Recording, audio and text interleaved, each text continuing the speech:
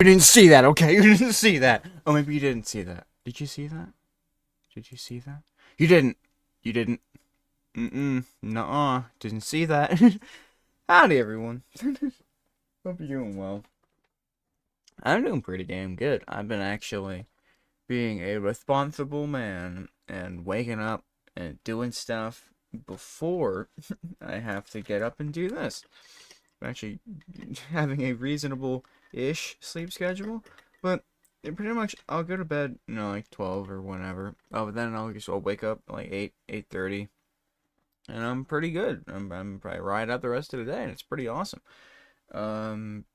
Obviously, people get up earlier, but they also go to bed later, or earlier, as well. Greetings, honk, shalom. How's it going? Here, it's early. It's early, hold on. Where is it? Oh, that's just blue. This is blue. Everything's good? Yeah, there we go. Yeah. Where is it? Ah! Hey, how's it going? This isn't what I wanted to do, but Weezer blue. Yeah, it's the good old blue screen. Is like Grimace? He's a cool guy, huh? He's cool. I didn't want to do that. I did it. I don't know. I'm not against doing it. I just wanted to. I don't know how this is gonna work, but I'm gonna try my best. Get over here. I have to move a lot of things back.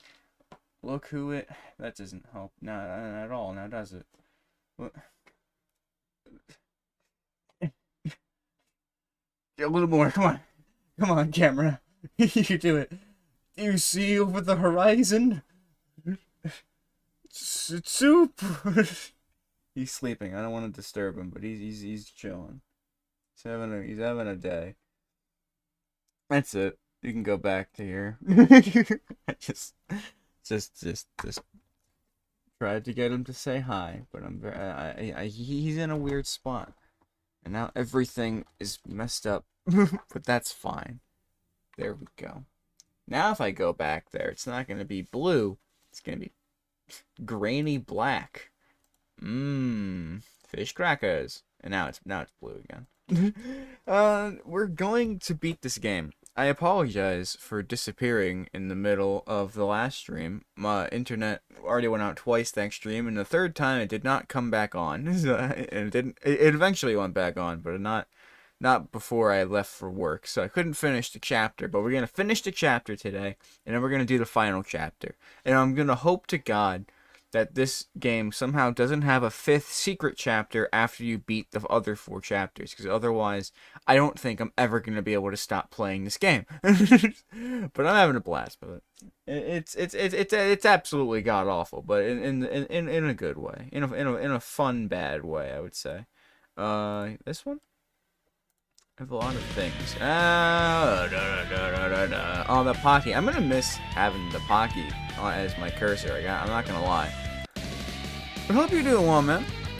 So let's. Oh, we're gonna take that off of there. There we go. Okay. Episode select. I believe. Oh, do I have to? Please don't make me do it all again.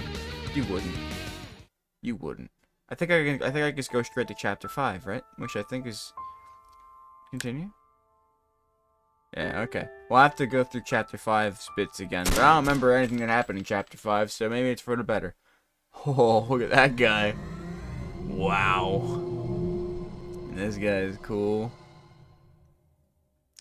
Oh. Where are we? Are we in prison or something? I guess we're probably in prison. Starting school on Monday. Ooh, fun stuff. Oh, that's tomorrow. You said you start school on, I guess it's Labor Day. I guess Labor Day isn't all that important for school. Hey, fair enough. Well, I hope you have a good time, man. I'm sure it'll be pretty fun. Nothing like, oh, it's almost that time of the year where my friend hounds us every day that it's getting closer and closer to the 21st night of September. Today is September. He should have sent the message by now. I guess maybe he's forgotten. He'll remember. Everyone remembers the 21st night of September. But either way. What the hell's this place? What is this place? Oh, fuck. Goddamn. Hey, Rio, is that you? What the Hiroshi? What are you down? Why are you down here? Oh, flippin' no. One moment I was cruising for an Uzi to my cell, and the next time being dragged down to the basement of this wretched castle. Well, really? What was your musing? You're cruising for news and operation. Oh, would you like to know? Yeah, I didn't talk about that. It's the games guy. It is him, right? It's the guy from the last one. If it's not, I'm really confused why he has the same hat. Game Master, what are you doing down here? I'm so tired of this bullshit. Aren't you fucking assholes? Who the fuck let you out your cells? It was that piece of shit Pavarotti, wasn't it? The hell you yapping about? What have you done with the babes? You piece of shit. You fucking garbage people. You ruined my hentai games. How the hell am I gonna conduct the hentai games when over half of the players is up and left? Huh? Tell me that. For fuck's sake. Hey, take it easy. Me and Hiroshi can still play your hentai games. And Dr. Pavarotti could probably join up too. What the hell are you guys talking about? Something happened while I was diddling my... we saw this part, I think. I don't remember where it cut off. Had a bum, depending on the day. I'll miss your streams. Maybe it was cool before, so it starts around 3. I mean, I'm usually on for a fair amount of time, but... he's what it is, you know? It'll always be there to watch later, if anything, but... yeah, that'll be a bit of a bummer, but it's all good, man. I thought we would have laid a land figure. We concocted a plan. Well, why didn't anyone tell you about it? It's your penis. Damn it. Shut the frick up, you numbskulls. All those games I coded, they're worthless now. Hentai tic-tac-toe. Hentai Solitaire. I remember. I don't want to play that. Bad game. I'm gonna throw it in the bin. Before you do that, can you give us a copy that sound like some real sweet titles? Yeah, I wouldn't mind getting my hands on those. No! You assholes will start to play my precious hentai games. Not a single one. It's too late now. Oh, call, please. There isn't any time anymore. I won't be able to abduct new participants in time. So what's the deal? We free to go now? What? Your below average hentai games are over now, so you better let us go or we'll drop a real nasty Yelpster review on your ass. You really like this hentai games. I mean, there's a lot of them. There's too many of them. I mean, you could have at least made, like Blackjack into one. Said he chose Solitaire, the worst card game known to man. I don't care anymore. Fuck this. Alright, he just leaves. Hey, what about us? Don't just leave us here. That's exactly what that fucker just did, Ryu. Oh, get out of here. Urgh. Chill out, Ryu. I got a solution to this predicament, huh? Oh, really? Yeah, we just use the back alley to scour this shitty basement area. The back alleys? I never thought you could reach such a level of noobage. You never heard of the back alleys? No. Sometimes I wonder why we're still friends. Alright, listen up, you peen. I'll give you the full scoop on the back alleys. No doubt you sometimes had this dream when you entered into a back alley. As you walk forward in the alley, you come across another alley, and another alley, and so forth. An endless matrix of back alleys with nothing in them but trash cans and dog turds. But it could be a dream, or a real life event where you no-clip out of reality and right back into the back alleys. They're both horrible and would let each other die. It's like, oh yeah, you know, it's a real character arc. It's gonna be haters to lovers probably. The end scene is totally gonna be them having some incredibly bizarre sex, I'm sure. But you know, they got the back alleys, so I mean, it's gonna be great. He sounds incredibly dumb. Shut up, idiot! As I was saying, the back alleys stretch for about 600 sectillion square miles, consisting only of alleys, trash cans, and dog turds. In one level of the back alleys are dreaded cigarette ashmen, but they are not hostile to the player character unless provoked. Player character? Is it a game you're talking about? Shut the fuck up, Rayo. I'm trying to be spooky. Anyway, may the Lord help you if you hear something stalking in the darkness, because he sure as hell is seeing you. So we got over here to back alleys again. Dude, can we get Serious thing, I really don't care about the details. Fine. You'll be begging for those details once the cigarette ashmen are clawing off your asshole. Yeah, whatever. How the fuck do we enter this place? And how do we get out of here? The back alleys, there you go, hunk, are closely connected to our own reality. In order to enter the back alleys, you have to no-clip out of reality. Just sit down on the floor, take deep breaths and calm yourself and focus on the back alleys. You have to meditate about it. Think only about back alleys, and eventually you'll no-clip out of reality. You're just making this shit up, dude. It sounds like total garbage. No, you idiot, it's for reals. Hook, listen. Once we're in the back alleys, we'll need to move around and find ourselves a suitable exit back into the real world. In order to get out of the back alleys, we need to collect 8 pieces of mythos. Mytho, what the fuck is that? It's complicated, but basically it's usually a piece of paper or pictures or whatever. It depends on where you entered the back alleys. Alright, it's probably a prank. This isn't much else to do. Let's do this thing, Hiroshi. You got it, chummy boy. Here, take one of these hallucinogenics. They'll help you lull yourself into a no-clip state of mind. Wow, lipstick. So good. Taking a picture of this point. Well, they keep saying it. I don't know. Okay, then. What? What the fuck is happening? If you're not careful and meditating about back... Hold on, this is clearly the post that he read about this, so let me read it in Hiroshi's voice. If you're not careful and meditating about back alleys, you'll no-clip out of reality and end up in the back alleys, where it's nothing but the stink of dog turds, the madness of monochromatic trash cans, and the endless background noise of approximately... the shady dealings at maximum decibels and approximately 600 heptillion square miles of randomly generated empty alleys to be trapped in. I'll save you if you hear something moseying about nearby. It's sure as hell seen you in the back alleys. Alright, so WASDA or Eric? Wait, is it like a game? We're playing. Oh. This is. Oh, that was more terrifying than anything I've ever played in the last few years. Hello. Didn't expect to have a friend. I go back the way I came. What happens if I step in the dog piss? Or shit? Nothing. Okay, great. Oh, then the camera style is really great. How's it going, Hiroshi? You're just floating? That's cool. What's this way? There's a trash can. What is this? Collect 8 picks to win. Picks of what? What is that? Is that you? Did I turn around the wrong way, or did he try to scare? I don't remember what was happening. Are they in the trash can? I have to open the trash cans? No. It's a dead end, Hiroshi. I can't run. I was hoping I could sprint through this, but I had to go walk around sillily. Where? Okay, I need to find 8 pages. Suck my cashew. Alright. I like cashews. Gistorm. Jizzstorm.com. Yeah, you can go look that up if you want. I'm sure it's fascinating. What's up, Hiroshi? If I could stare at you and walk the same way. I think it'll just be endless. Oh, sir. Oh, what the Hey, Hiroshi. What's up? Why are you so tall? What the fuck, dude? Who said you could be so tall? I did not expect it to be so tall. I'm nip height to Hiroshi. What the fuck? Why is he so tall? Or why am I so short? This is bullshit. God, I hate him. Well, let me just... Go to your room. You've been a naughty boy. Go to your room right now, young man. He got his big ass chin. Oh, Dad, don't do this to me, Dad. No, go to your room. Okay.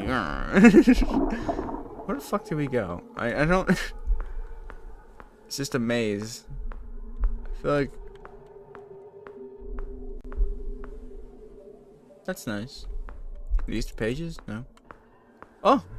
Look at that, a photograph. We finally found one. Lots of trash cans.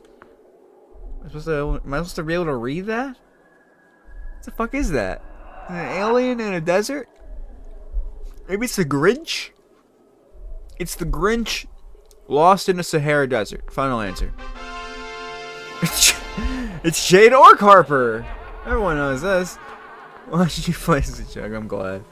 Cool Blands? Oh, cool Blands. Cool Bland. What the fuck is a bland? The earth is flap. A flappy earth. No one's ever thought about a flappy earth before. I gotta give that to you, Hiroshi. This is a great video game. You really outdid yourself with this one. Oh, there's... Okay, now we found the jackpot. Everything's grand. Hey, it's jizzstorm.com again. Alright, this one... Oh, they're all the same? I really thought they'd be different. I was gonna have a fun time guessing what these were. What are you? What? That's a different Orc Mary Bupkis is a different person. Orchibald Simpson? That looks like something out of Baldur's Gate 3. Broccolina Orchov. That's Grinch. Okay, there's a ton of these now. Oh, I'm getting faster with the more pages I collect. But now I've lost them. I'm sure there's more the way I came. If I just go the exact same way. Can you stop laughing, dude? What are you doing over here, brah? Leave me alone, Hiroshi. I'm fucking... Go away. How does he always know? Where did I... Fuck, I'm lost again. I'll go this way.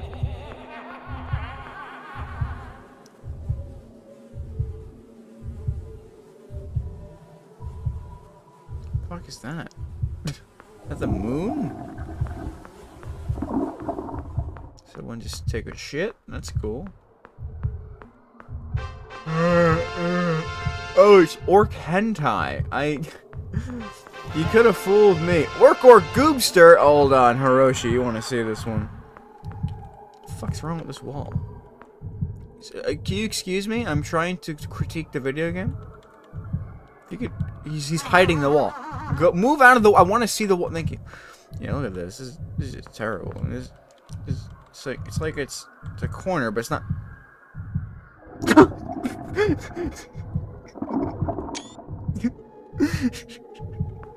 Let's go find this fucking picture.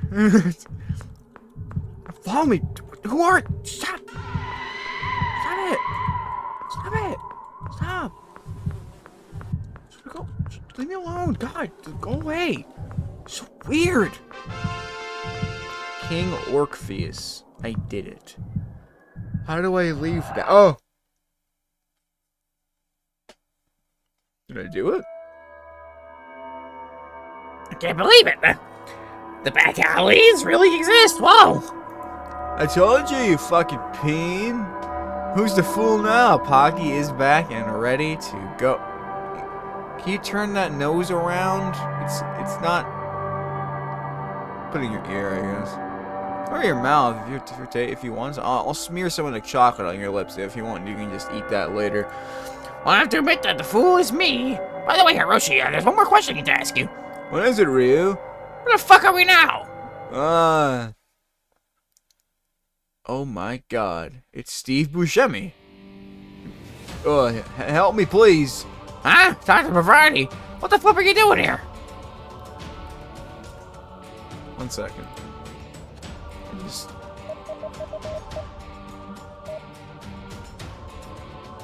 give me 1 second. I swear, this is great. Just gonna steal this.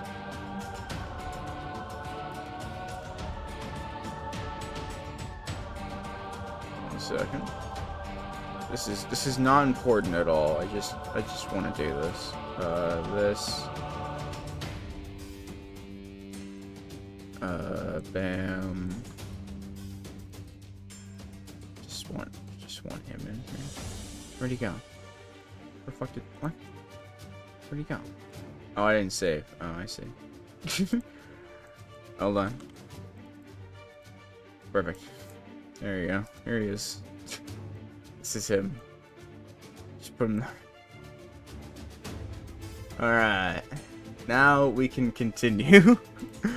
I feel better about this. What the flip are you doing here? I was about to flush the M-virus down the toilet when Iceman. Doctor, you've been shot. You need a doctor. Huh. Ironic, isn't it? Who the fuck is this, Ryu? You see it. Go ahead, yeah. You know. One and the same. Hey, you. Hey, Toots. You want to go skateboarding? Yeah. Alright, there we go. Now we are one. Okay. There's a doctor guy I told you about earlier. So much pain. I think I've done for. Hang in there, Doc. You gotta tell us where we are before you croak. Still such an asshole. Look, I don't know exactly what's going on here, but I know that me and Hiroshi are the only ones who can stop it. I suppose you're right. This is the main tower of Castle Moonshine. This is where all the important people concoct their schemes. You mean Games Master? He's here in this tower? No, I think he went to the beach. The beach? How can we get there? Just take the elevator. 2 floors up at the beach.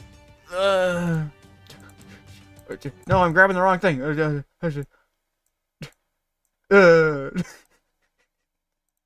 we go.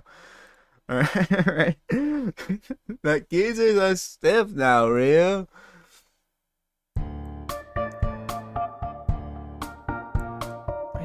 Oh. Rude. Hey, the music's back to normal. No, not Pavarotti. He was a true friend. He sure was. I don't think these people understand interactions with people. Get a grip, Rio, okay? It's our chance to turn the tide to our side. Huh? What do you mean? There's no telling what sort of goodies this doctor has in his pockets. Need to loot them clean. That's a good idea, Hiroshi. You might have a gun or something on him. Wait, what about Games Master? This might be your one chance to take him out. What? Yeah, whatever. You go to the beach, take care of him. I have some looting to do. Okay, meet up with you later. The beach, familiar? Is it? I don't remember. I don't remember there being a beach. It's time to step into this elevator. Where's this elevator? Is it? It's the off-screen elevator. Everyone knows that. Oh, it's an elevator. Welcome to the end game, bitch.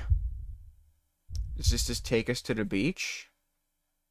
Oh, end game. Puppet Master, Chapter 6. Ooh, look at him. You want Pockies, or? He's gone. He didn't want it. He wasn't having it. That's a shame. This is it. I'm coming to claim your sorry ass, Games Master.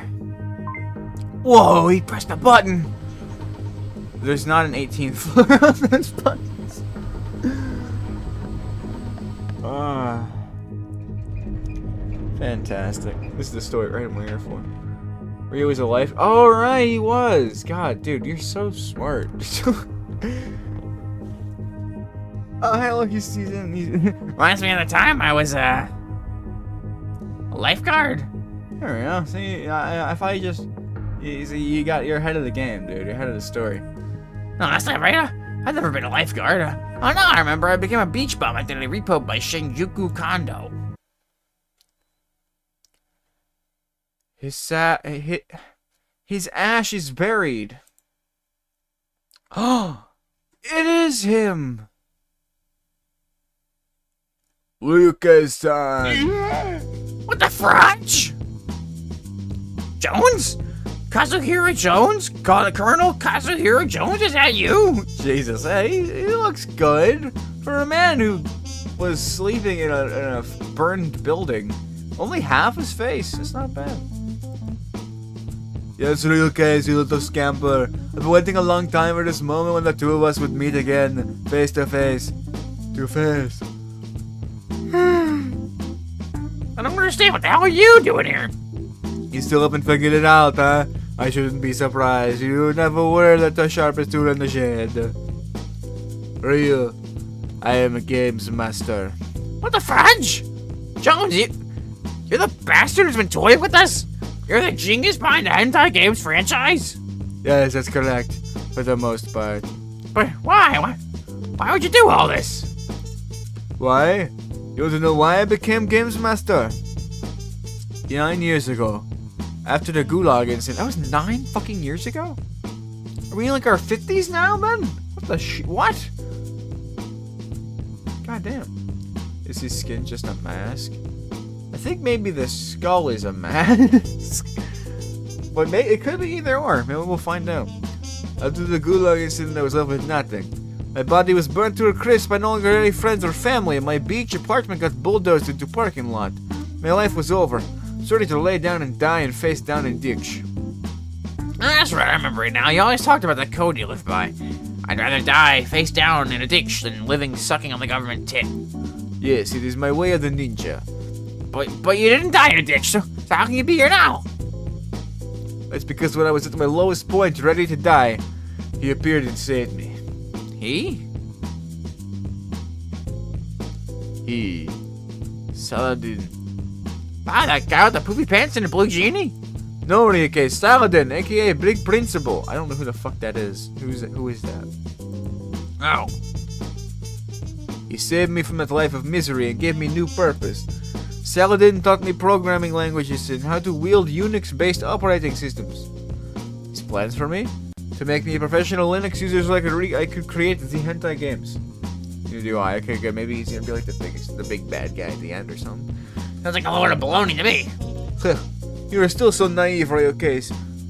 Oh, sorry. Some of my skin flecked into my mouth. Jones, why did you do the hentai games? What the hell was the point of any of this? Ryokes, you must go to the top floor of this facility. There, all of your questions will be answered. Well, thanks for nothing, Jones. First you shove a bomb up my ass and you're trying to kill me and my precious friends. Now that we're finally face to face again, you're telling me to leave? You've changed, Jones. You're not the man I used to know. Oh, sorry. Forgive me, Ryo. There's so much I wanted to tell you, but I only have a few moments left, so I will do something special that will help you out. It will be my last gift to you. What? What? I will remove the bomb from within your patootie. Drop your pants and bend over, Ryo. Fuck! I don't mind if I do. Oh, okay. Easy, you know. Censored. You know, good. It's why is he like eating it? Is he eating the bomb out? What the? God. Please just make it stop. Okay, it stopped. Good.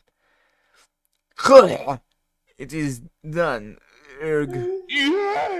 No, not Jones. Oh. Jones, are you alright?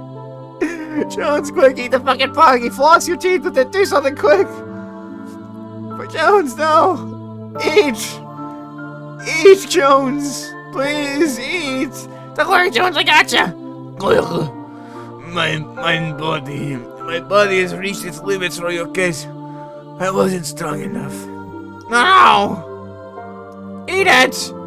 Ryokes, you taught me an important lesson.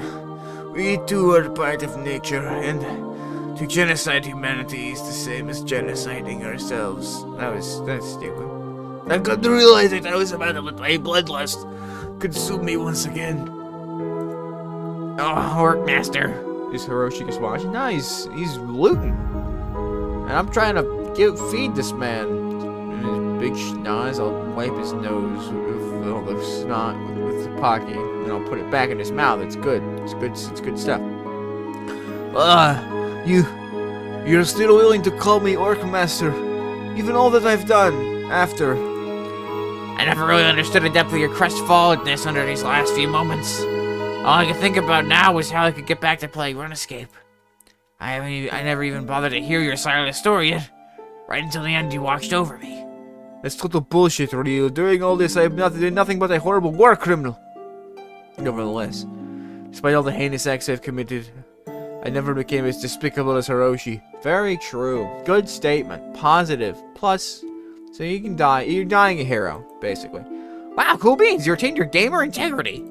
My handsome Ryukes. If only you hadn't gone to that school in Shinjuku. If only you hadn't been forced to be held back for over 20 years. None of this would have happened to you. Yeah, what a bummer.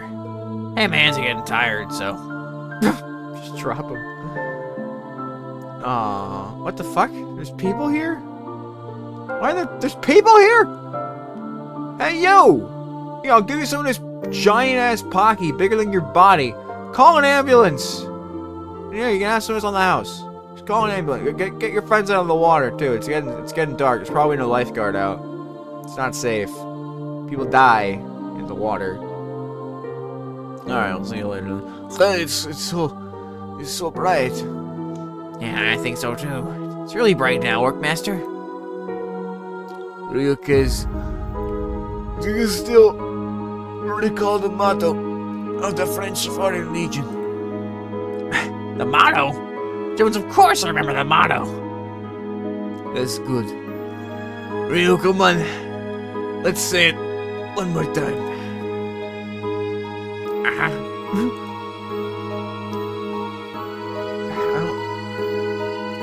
The Legion of the Foreigners of France. The winds of the king. Leictarist. Nomen est omen. Vendivend Vicky. Oh, that was it. Okay, great. Oh, no, it's not. Maybe. The sun is really bright. Oh, he's dying. Workmaster? You broke character. Workmaster! Oh, sorry, I was ahead of the game there. No! You want Pocky in there? There you go, pal. That's some Pocky. Not Jones, man. It's a cruel world. Only the good die young. Seagulls. Oh, did they throw them in the water? And they just yearn and first them learning. Damn, dude. Wise words. He's 80! Oh, sorry, 79. He's 79 years old? What the fuck? How old are these people?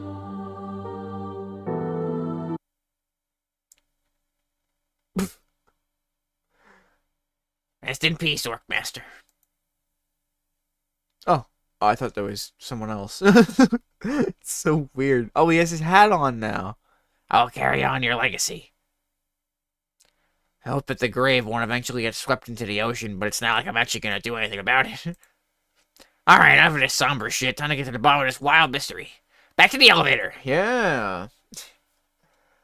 Onward and forward and forward and onward. Grr, I'm full of gamer vigor. I'm ready to rage quit whoever's behind this malarkey. Hey, looks like you're a full gamer age, Rio.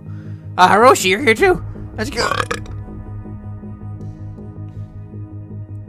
Gamers unite! Semper Games! Yeehaw!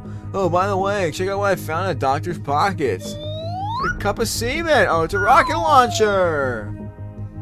Alright. Arr, what a beauty. Yes, it surely is a stroke of luck you found a gun, and now I possess the infinity ammo beret. It's the perfect match. We're about to play some Doom. We're gonna play Doom now. That's not a, is a rocket launcher a gun? How do you have it in his pocket? I don't believe this. We're locked and loaded and ready to dish out some pain. Top floor, here we come. Let's kill them all. Now we're actually going to the 18th floor. Dude, how are you staying so perfectly still in this rumbly elevator? I can barely. Whoa, whoa, whoa, whoa. Oh no, we're just a staircase. We went up an elevator just to go to a big ass staircase. The heck is this? Looks like staircase technology. How much more of this shit is there? I don't know. Come on, let's get this over with. We didn't go to the back alley for nothing.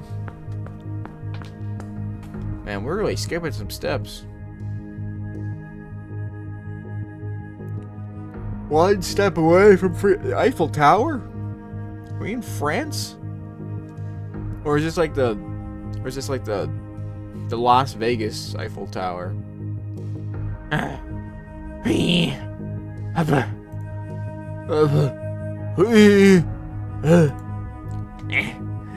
looks like we ain't spring chickens no more.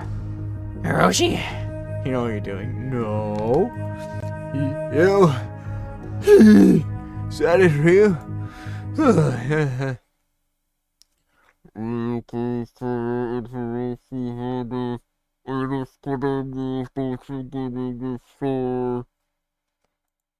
What? Who said that?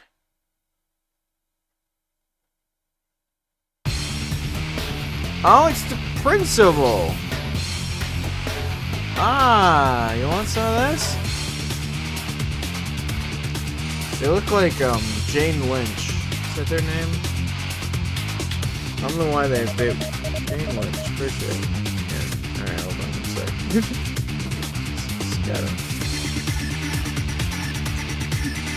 Just give me 1 sec. Just gonna make this a little bit more bearable.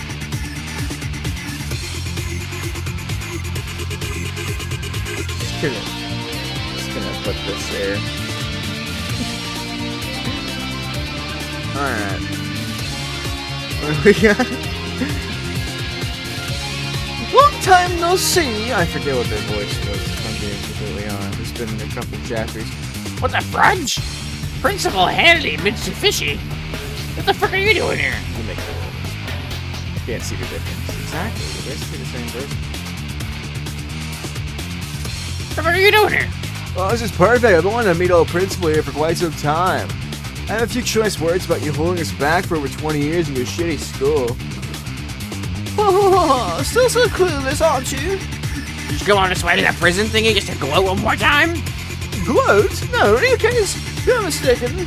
You two are my greatest accomplishment. The very reason I built this facility. What the frick? You're the guy behind this shit?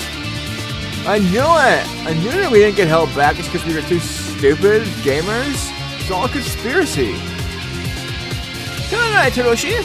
It's all a part of my secret school held back program. You two are the prototypes, and I must say, the results are astounding. The fuck are you talking about? Oh, let me try to explain. It's all in a way that even the two of you can understand. I'm not actually Sean Hannity Mitsubishi, or racist of my real name. No, my real name is Epsilon X Del Toro, and I come from the future, the year 2088 to be exact. You're a fucking grip, you loony too. You want us to believe this dribble? I will tell you everything. Whether or not you believe me, that's up to you. In distant future, mankind has been devastated. Only a few survivors still remain. They caused this apocalypse, a religious cult, and a devastating disease. Dude, are you demented? Please let me finish. As I was saying, in the future, mankind is hanging by a thread. That's why I traveled back in time to the year 1970. And then began to spread my roots all over society to gain more influence. Soon enough, I became the principal at St. Phucker High. Me? Principal? Yes, quite.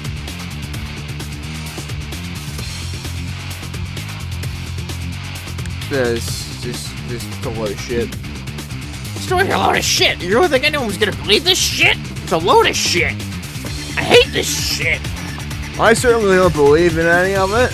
It's a load of horse alley. Please. Please do not interrupt me when I'm explaining my diabolical schemes. Ahem. As I was saying, I spent my days growing my influence, and soon enough I was the head of a pharmaceutical company. Parasol Pharmaceuticals. Wish there were more games like this. There probably are. Man, the only reason I know of this game is because my friend had it recommended to him from Steam for whatever reason. He was like, fuck it, I'll buy him this. This seems stupid. And now here we are. So it's pretty great. During the day, I was a mild-mannered principal. People fascinated respected me. No one suspected anything. Those fools, my principal identity was a total farce. My real identity was that of a cunning future scientist.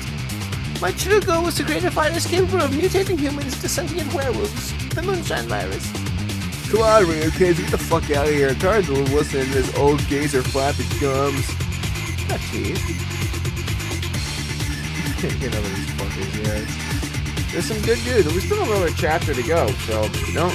Well, not another chapter, another game basically to go. So we got some time.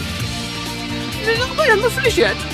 Dude, you lost me. What are you trying to say? You're not making any sense. Are you loco? I'm not a crazy person. My plan. I was telling you about my plan. The M virus, a virus comparable to the common cold. As you can clearly tell, it's me, Jane Lynch, telling you about the M virus.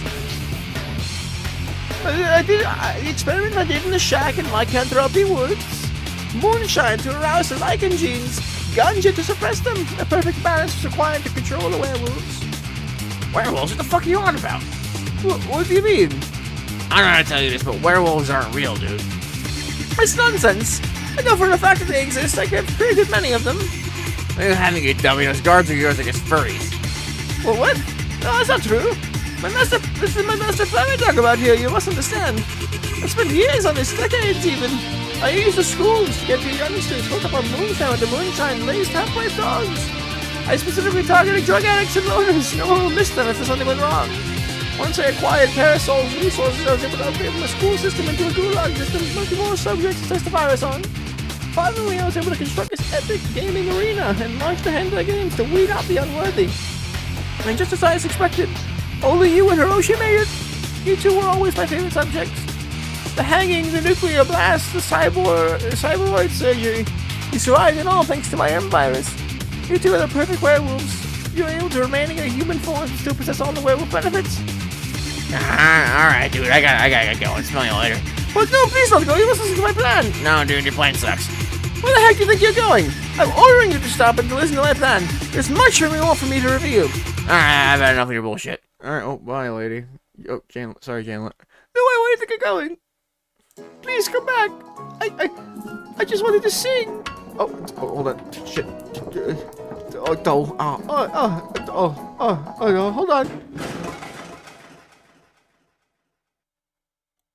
Oh, they push him down the stairs.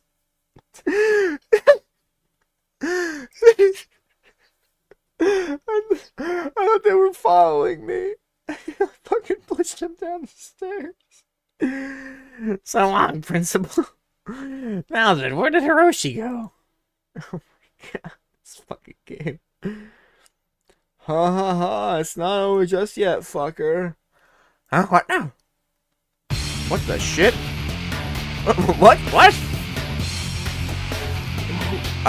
God damn it, I need to read this grade. Fantastic. No one moves a muscle or she gets you. Ryukei's help, I don't want to die. What the frickety dickety doodle? Is that you, Iceman? My former war buddy turned into a deadly assassin, a quadruple spy? The same guy who was in the post-credit scene in the previous 2 games? Wow. But I haven't seen you in decades. I thought that But I was dead. Think again, you bozo. Seeing you face to face after all these years, sure does bring up a lot of memories of the good old days in the league. I think I thought it was Bob Ross. Say no more. I've got you covered.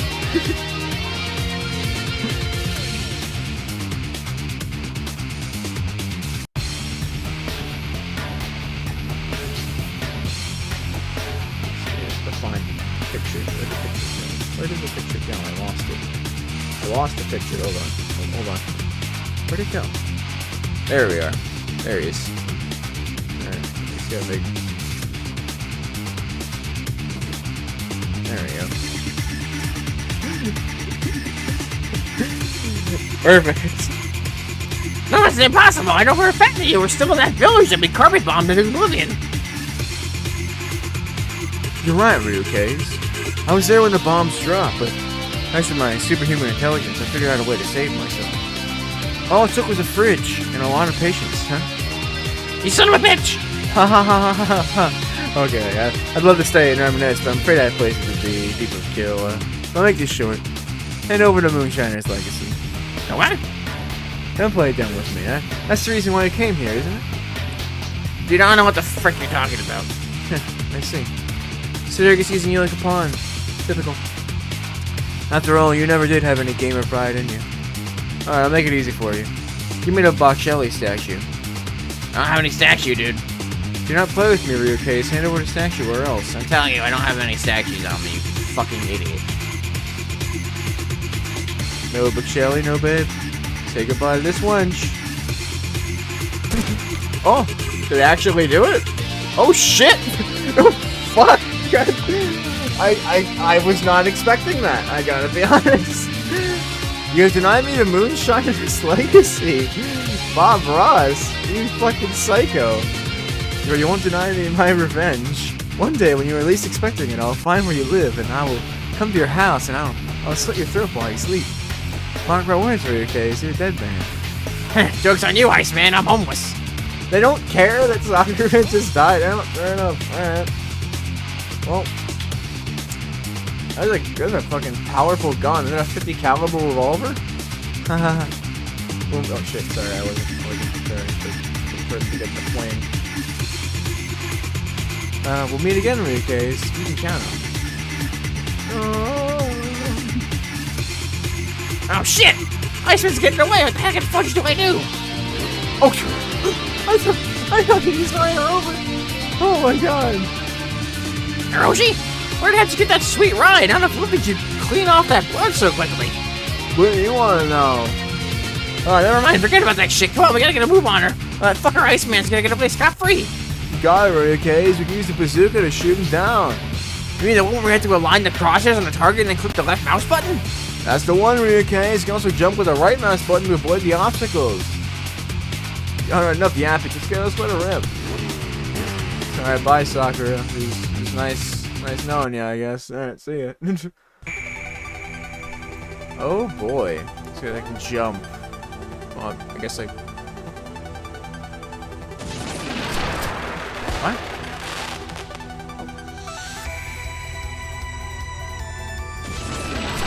I don't understand.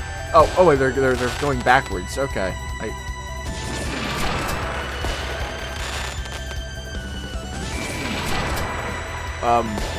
Oh, it's okay. We're fine.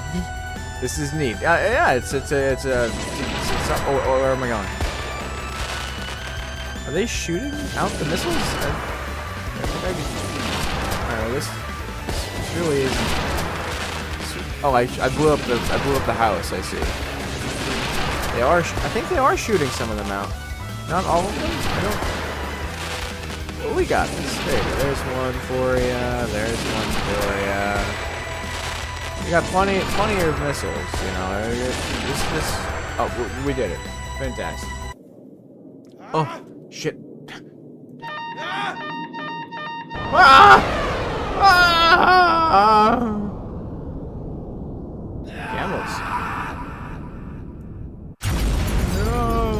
No. He's dead. Oh shit! Shoot me, sorry. We did it. Maybe. He's probably dead. Later that day, Ryuke's and Hiroshi realize that their lives are total shit and become crestfallen. It is time for change. If the game's not just that, but it's with the source material I've got, it's pretty easy. Or a strip club. Man, It was all a lie perpetuated by the school held back program. the school. The same program Oh, hey, it's that Orc doomed guy. me and Hiroshi into our life of battle. Oh, I forgot those guys survived. Wow, good for They them. spat on us and thought they could use us for their total apocalyptical ideals. Not on our watch. Just kidding, I don't have a watch. But then, their plans took a crooked turn. Dr. Power, not Steve Buscemi. Oh man, the people we've lost along the way. Iceman, Principal Hannity Mitsubishi, Games Master, Mitsubishi? the Furries. That's how you say that. I don't believe that. We murdered them all. Audacious anime but babe Sakura murdered in This Rogue. isn't the end. Yeah, she just fucking died. They didn't even give a single shit. This is only the beginning. It's only the beginning. Why am I driving now? Wherever Oh, there's evil Jane rears Lynch. its ugly head, She just we threw will her in a be dumpster. there, ready to fight back. Yeah. There is no fate but what you make for yourself. Driving a little close to the line, I feel. We are not so different, you and I. Yeah, we're The only very thing different. that's certain is that nothing is certain. You're so right. The only constant Can you stay there is for like 1 change. second, guy? I A penny saved just want is a penny earned. one more. Hold on, Yeah. stay right there. Stay right there, sir. Stay right there. Please, stay right there. No, stay there! I think I'm too late. It's a shame. Ow! Well, imagine I got this in there in time.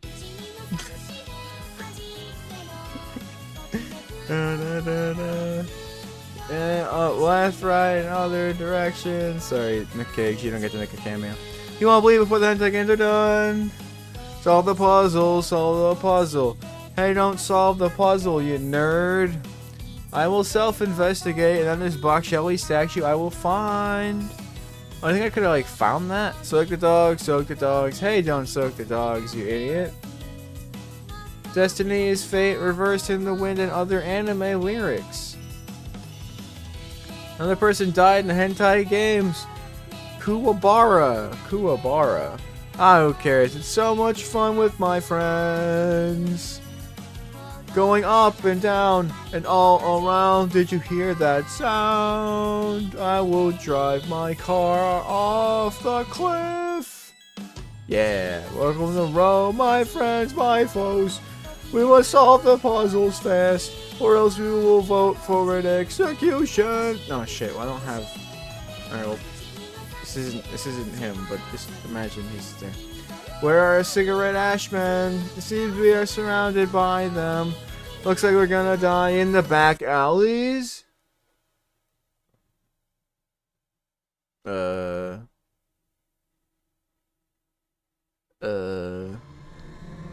Fucker in the room. Finally, it is over. Yeah, they threw out in the last word of the saga. To be forgotten. Was this a bad ending? Did we get a bad ending? To be forgotten. What say you, Nicolas Cage? It's alright. You know, I'm Nicolas Cage after all. It's great. There's endings I'm gonna be stuck. Oh, the last one, I don't know if it was a joke, but they said I got a bad ending or something. I got some kind of ending. I don't know if this one has any different endings. Okay. How do I get back to the other ones? Quick game? There we go. Okay. So we still have one more to go. We've done Fucker in the Woods. I forgot he looked like this in the beginning. I'm gonna be honest. We did Fucker in the Gulag. We done Fucker in the Rome. Now it is time for Fucker in the Novel. I have no idea. I haven't had an idea of what to expect for any of these. So, here we go. It looks very different. So I don't know if this is a sequel or not. Maybe it's a prequel. It's chapter -1. It's probably a prequel. We're playing a prequel. Let's go. What's happening here? Huh? What? Ryuke stood motionless in the hallway as dozens of students rushed past him. They were trying to make it to class on time, hoping to make a good impression for the first day back at school. Ryuke's had no such concern. Ding ding, the piercing sound of a lunch bell resonated throughout the tiled room. On cue, Ryuke instantly forgot about this incident and realized that now he can confront Haruko in the cafeteria. Being juiced up on steroids, he felt even more determined to get answers at any cost. Chapter 2, Dog Eater. The cafeteria was buzzing with activity. Students were chatting up a storm, stuffing their faces with questionably edible food, and horsing around, even though there was a sign on the wall that clearly read "No horse play." What? Oh, oh, oh, oh, oh, oh, oh, oh, oh, oh, oh, oh. Oh, there's a quiz?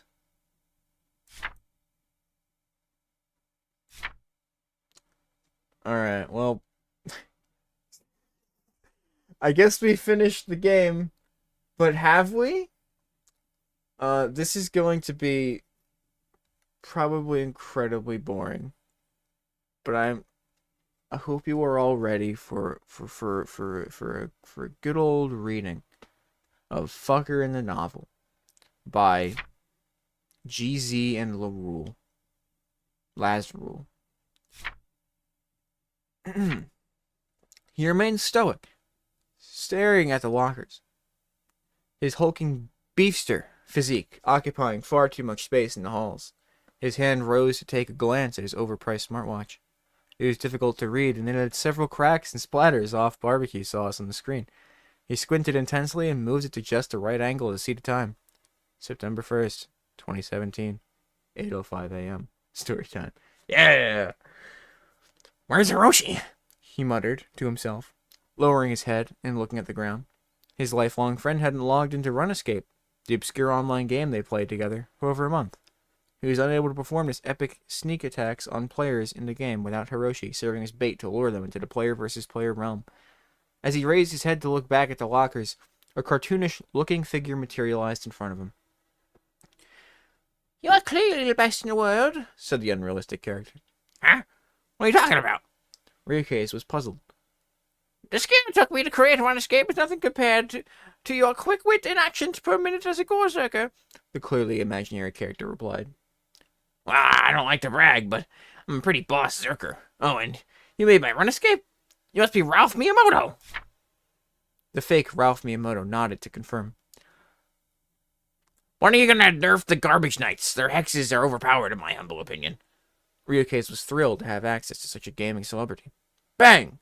A locker closed hard near Ryuke's. He looked to the side to see it was none other than Sakura Yamaguchi.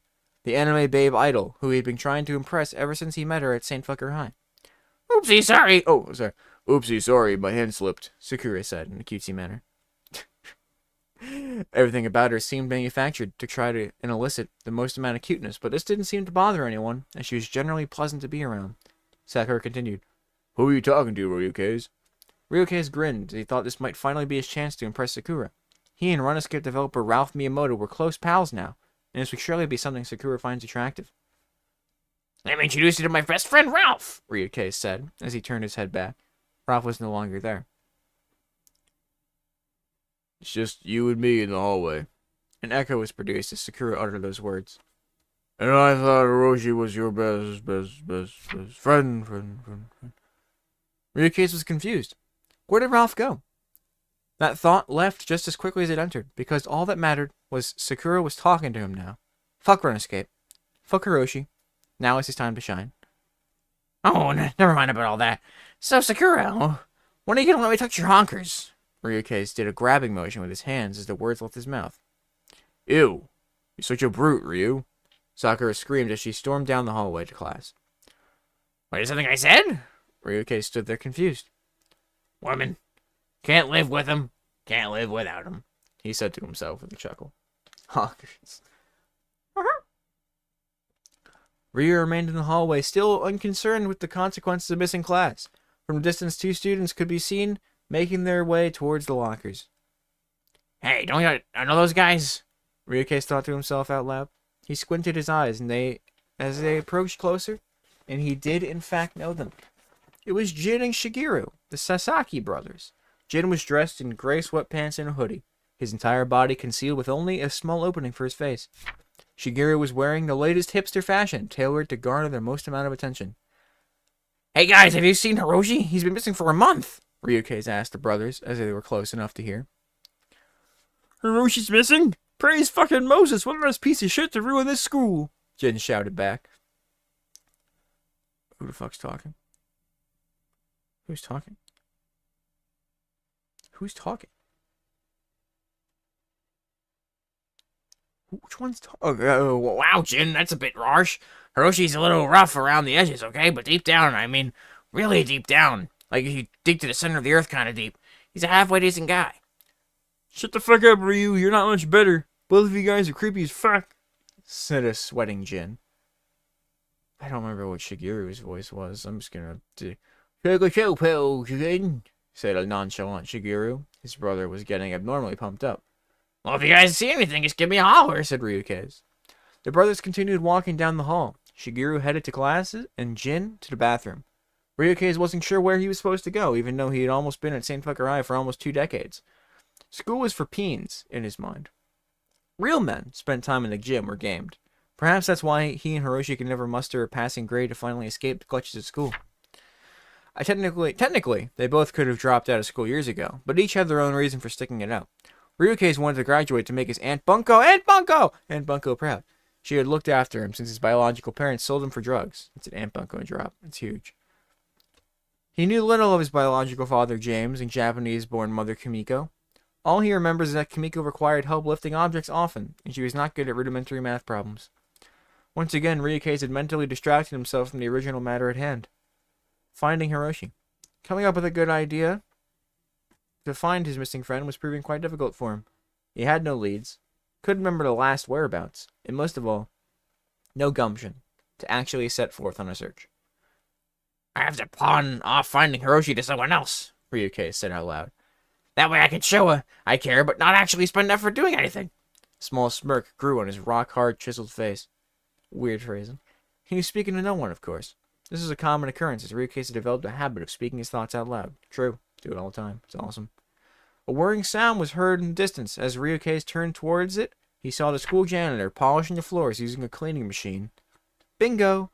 The janitor works for the school. She has to care about a missing student. Hey, you! Ryukase shouted as he pointed at the janitor. The janitor didn't notice it as the machine was loud and she was busy looking at the floor. Ryukase was incensed by what he thought was an obvious act of belligerence, so he opened his locker, took out an empty can of game gas, and threw it at the janitor's way. This caught her attention, and the janitor shut the machine off. She grabbed the can off the floor and tossed it right back at Ryukase, nearly hitting him in the head. Quit the class now, I'll have a word with Handy. Are you skipping again? She replied, turning back on the cleaning machine and resuming her work. Principal Hanley Mitsubishi. The principal of St. Phucker High. The author of Ryuke's Pain and Misery. Almost everyone at the school called him just Hannity. Ryuke's called him a poophead and a knave, oftentimes straight to his face. Ryuke's got along with the principal as much as oil and water mix. That is to say, they don't mix at all. It was at that moment Ryuke's had a revelation. No one wanted Hiroshi gone more than the principal. It would tickle Hannity's pickle to never have to deal with Hiroshi and his antics at school, so it wouldn't be a leap to think he might have something to do with his disappearance. Ryuke's didn't want to push his luck in the halls any further, so he decided to run like a maniac to the nearest door. He swiftly grabbed the door handle and did his best to make a quiet entrance. Who the fuck is this? Who the fuck is this?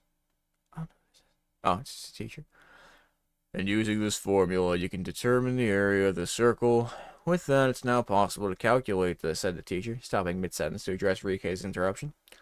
What do you think you're doing here? The teacher asked sternly. I'm here for class, Mr. Teacher. Despite his many years at the school, Ryuke's failed to recognize most of the faculty, so he addressed the teacher generically. The janitor spilled soap all over my clothes, so I had to change. Ryuke's thought himself clever, blaming the janitor for his late arrival. However, this excuse held no water. Even if it was true, Ryuke's would still be held responsible because of his horrible record at the school. Hey, school, you want some Pocky? Here you go. Eat up, pal. Chum of mine. Tasty, tasty. My name is Mr. Banzai. This isn't your class, Ryuke's terror, said Mr. Banzai. You talking to me? Ryuke said, in a bizarre accent. You talking to me? Yes, the teacher quickly replied back. Ryuke was speechless. He only said at the line, Jesus Christ. He only said that line because he saw it in a movie he saw while channel surfing many years ago.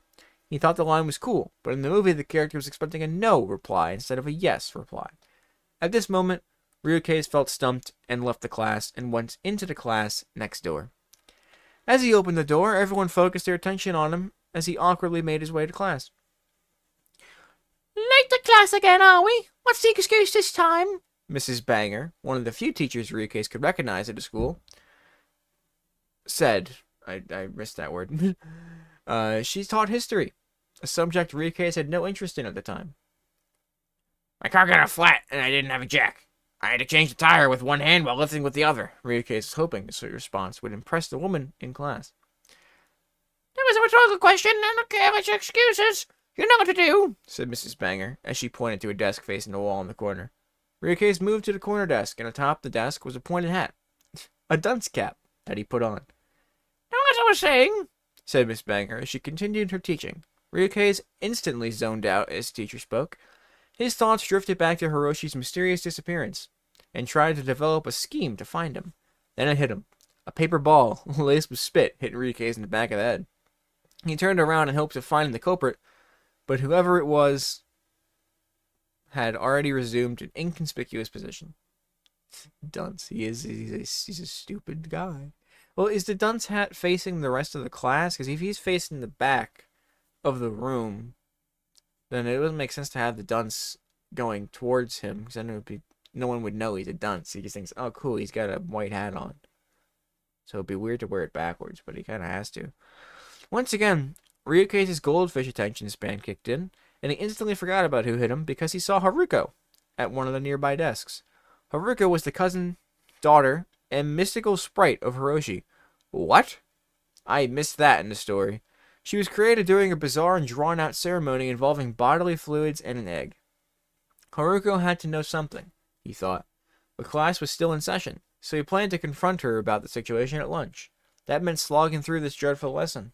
Once again, Ryo hatched a half-baked idea. He put his hand up to get the attention of the teacher. No luck. After a minute, he started waving it to try to get Miss Banger's attention. The teacher had clearly seen Ryuke's hand, but didn't want to call on him. She knew he had nothing to offer to class, and as he failed graduation countless times.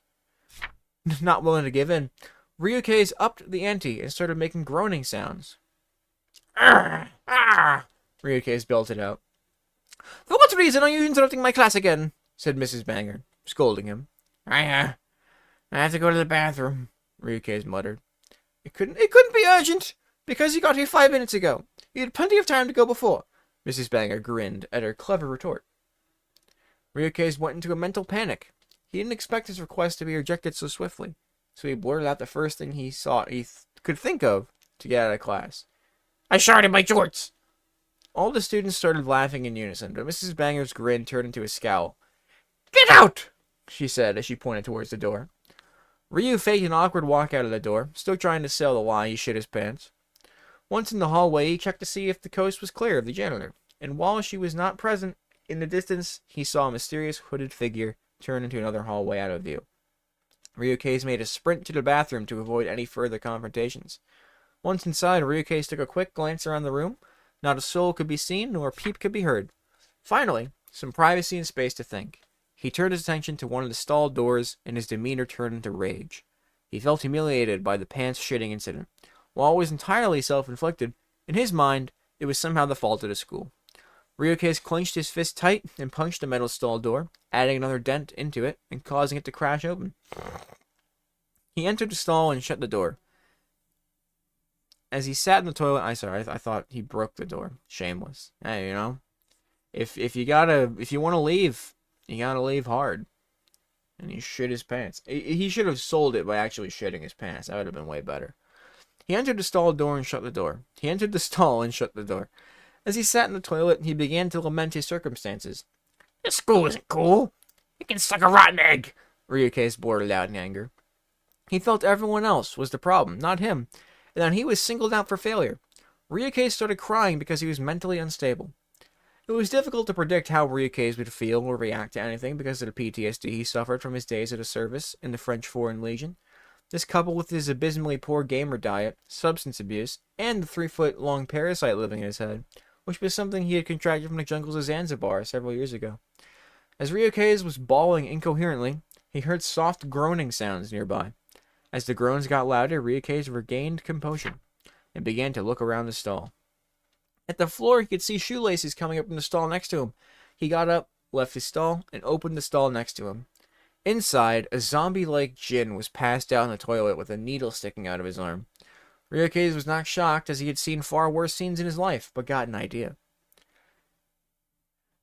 I know why I've been on edge the last few days. I haven't juiced up. Ryukaze said out loud. He took the needle out of Jin's arm, grabbed a vial of fluid from his pocket, filled up the needle using the fluid, and then injected himself in the arm. As the steroids entered his body, Ryukaze felt an overwhelming sense of power flow through him. Nothing like sharing needles in a school bathroom to really make you happy. He then threw the needle against the wall, shattering it into several pieces. Ryukaze went into the bathroom mirror and began to admire his inhuman body. After several poses, grunts, and flexes, he finally concluded his performance with a chill-inducing phrase he whispered to himself. Beasts are overwhelming. Beasts are overwhelming. Beasts are overwhelming. Some rustling sounds were coming from behind Ryukaze, but he was still fixated on looking at his own reflection. A sweating, pale-faced Jin struggled out of his stall. He lunged towards the bathroom sink and began to projectile vomit. A good chunk of the vomit hit the backside of Ryukaze, as Jin never made it to the sink in time. Instead, the floor of the bathroom was hit with the brunt of his hork. And Jin slipped, hitting his head on the edge of the bathroom counter. "Fuck!" screamed Jin as his head cracked on the wood. He quickly stumbled to his feet. "Hey, you look like you shit your pants." Jin pointed to the vomit stain he caused on Ryukaze's jorts. "Smell you later." Jin slurred, struggling his way out of the bathroom, but dropping a bag of ganja as he left. Ganja. Ryukaze was enraged by getting soiled with puke, but his anger was cooled by the free drugs now laying in front of him. Finders keepers. Ryukaze thought, picking up the ganja bag and stuffing it in his vomit-soaked jorts. During his many years at the school, Ryukaze had become well acquainted with various illicit substances. Heroin, cocaine, glue, eye dosing. Whatever that means. He had done them all, but after several bad experiences some years ago, he decided to simply stick with steroids and ganja. They provided the euphoria he yearned for from time to time, and since there were no immediate ill effects from them, Ryukaze mistakenly thought he could use them as much as he liked and as frequently as he liked. Ding ding! The piercing sound of the lunch bell resonated throughout the tiled room. On cue, Ryukei instantly forgot about this incident and realized that now he can confront Haruko in the cafeteria. Being juiced up on steroids, he felt even more determined to get answers at any cost. Chapter 2, Dog Eater. What a good chapter. This is a great book. I have not like properly read a book in a while. So this feels good. This is good. This is a good story. The cafeteria was buzzing with activity. Students were chatting up a storm, stuffing their faces with questionably edible food, and horsing around even though there was a sign on the wall that clearly read, "No horseplay." Ryukei slowly walked by the lunch tables, keeping his eyes peeled for Haruko. With the amount of people present, finding her would be no easy task, especially given Ryukei's propensity for distractions. Speaking of distractions, Ryukei's stomach began to grumble. Due to his huge frame, it was essential to eat an inordinate amount of food. His attention quickly switched to obtain some grub. That presented a problem. He didn't pack lunch or have enough money to buy any. He caught a whiff of a familiar smell as he pondered his lack of options. It was the scent of a famous half-price dog. They reminded him of Hiroshi, which brought him a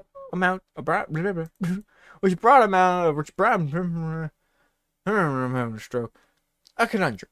Do the dogs smell like Hiroshi, or does Hiroshi smell like the dogs? It was likely because Hiroshi exclusively ate them during lunch that he made this association. Still, they were a mystery to Ryukei. He had never seen the dogs at full price in all of his years at school, yet they were always marketed as half-priced. This made him grow suspicious of the food items in question. It was undeniably cheap source of protein needed to maintain his grotesque muscles.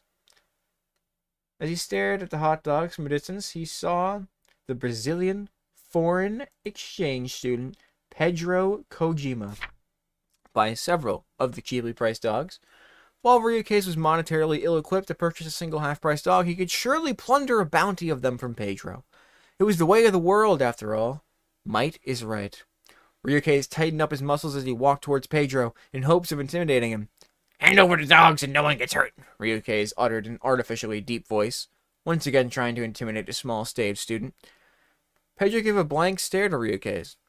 You think this is some kind of joke, boy? Ryukei spat out. Pedro was unable to understand because he lacked an understanding of English. I am Pedro. Your name? Said Pedro. Ryukei's, bitch, said Ryukei with his arms crossed, staring directly into the eyes of his target. Hey, Ryukei's bitch. Nice to meet, said Pedro with a smile on his face, offering his hand for a handshake. What'd you just call me? Said Ryukei, a snarl developing on his face. I like hot dog too. Let's be friends, said Pedro, not recognizing the obvious anger on Ryukei's face because of his social awkwardness. Ryukei grew tired of what he saw as a yap fest between him and Pedro. He kicked things into second gear by ripping off his shirt, making a guttural scream, and finally swinging with his sledgehammer-sized fist towards his adversary. Pedro reacted like a cat, kneeling to the ground and executing a perfect karate chop to Ryukei's nards. Ah, my nards! Ryukei screamed in agony as he dropped like a sack of potatoes. Pedro picked up his food tray and continued walking towards the communal table as Ryukei rolled on the floor uncontrollably. Yeah, Pedro, he shows up in the story just to get bullied to shit, but he's got him. He's handling himself pretty well. Nothing was going right for Ryukei today. His best friend vanished. Sakura turned him down yet again. He got kicked in the gonads, and now he was without food. As Ryukei regained his composure, he eyed Pedro in the distance, casually eating his dogs. Really learn martial arts, Ryukei said with a slur, still reeling from pain. Ryukei slowly picked himself off the ground and got to his feet. He felt a sense of embarrassment having been bested by someone half his size. But then as he looked around the cafeteria, it seemed like virtually no one had taken notice. There was so much noise and chaos that Ryukei's botched lunch stealing had failed to register. Several feet away from Ryukei was a garbage can filled to the brim with trash. Well, it wasn't ideal. Damn it! I thought the arrow keys would flip the page. Knowing nobody knew there would be something inside. What the fuck was the last word of the page? While it wasn't ideal, he knew there would be something inside that could provide him the nutrition he needed. He proceeded to knock over the can, spilling its contents on the floor and revealing the filth that had been hiding inside. As he scanned over the mess, he could see out of the corner of his eyes that the janitor from earlier shaking her head in dismay. Ryukei didn't care and resumed looking at the heap of garbage until he spotted a half-eaten, half-priced dog riddled with pencil shavings. "Fuck!" Ryukei exclaimed as he hastily grabbed the dog. He then shoved the disgusting lump into his mouth at lightning speed and barely chewed it before gulping it all down in one go. I mean, it's only half a hot dog. That's kind of impressive. As the rancid flavor of the dog swelled up in Ryukei's mouth, he turned around to continue his search for Haruko. Ryukei could already feel the newly acquired calories flowing in his veins, giving him the energy he was looking for. In his maddened haste to find her, he accidentally knocked over a fellow student who hit their head on the wall, followed by the loud crash of a lunch tray hitting the floor. "Watch your sea legs, mutant!" Ryukei bellowed, thinking himself to be without fault in this incident.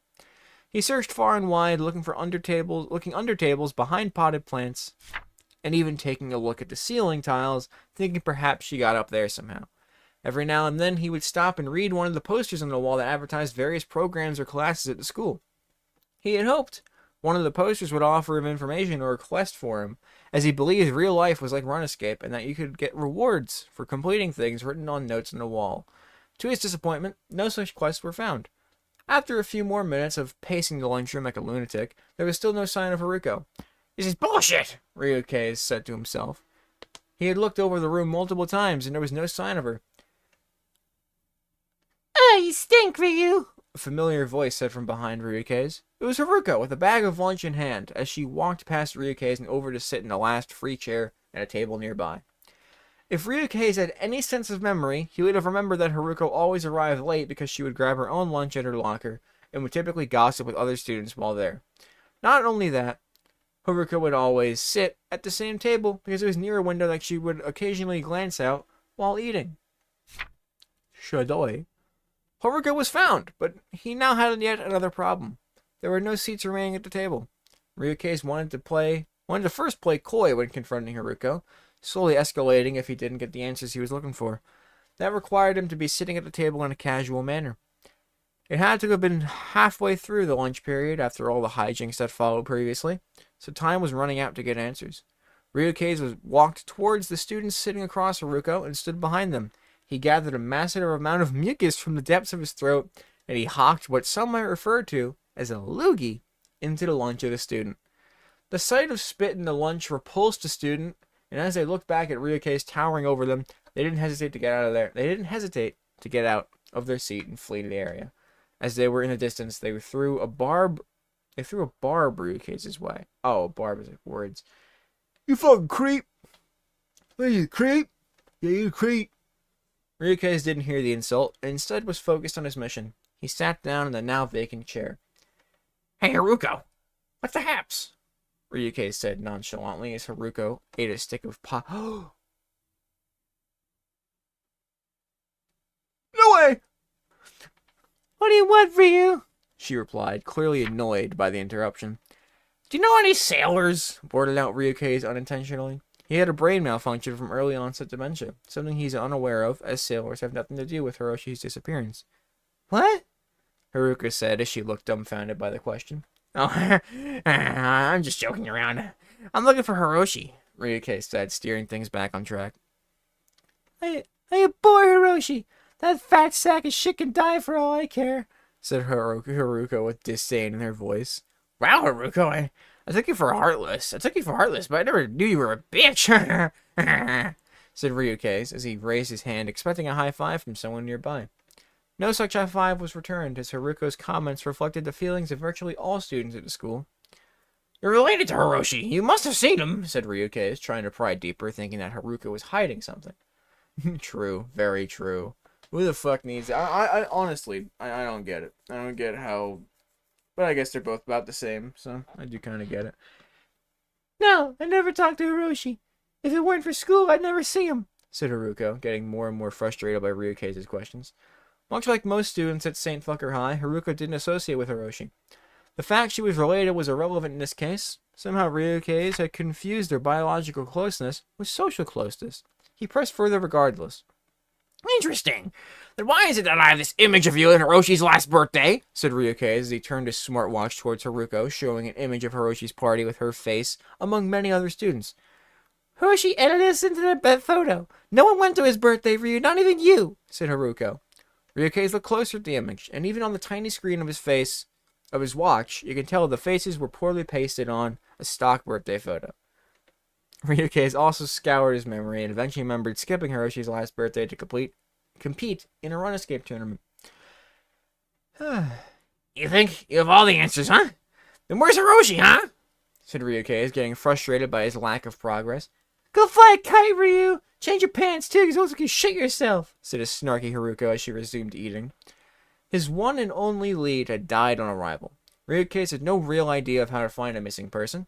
He was more or less aimlessly following whatever idea popped into his head and hoping for some kind of result. He continued following his failed method and turned his attention to the other students at the table.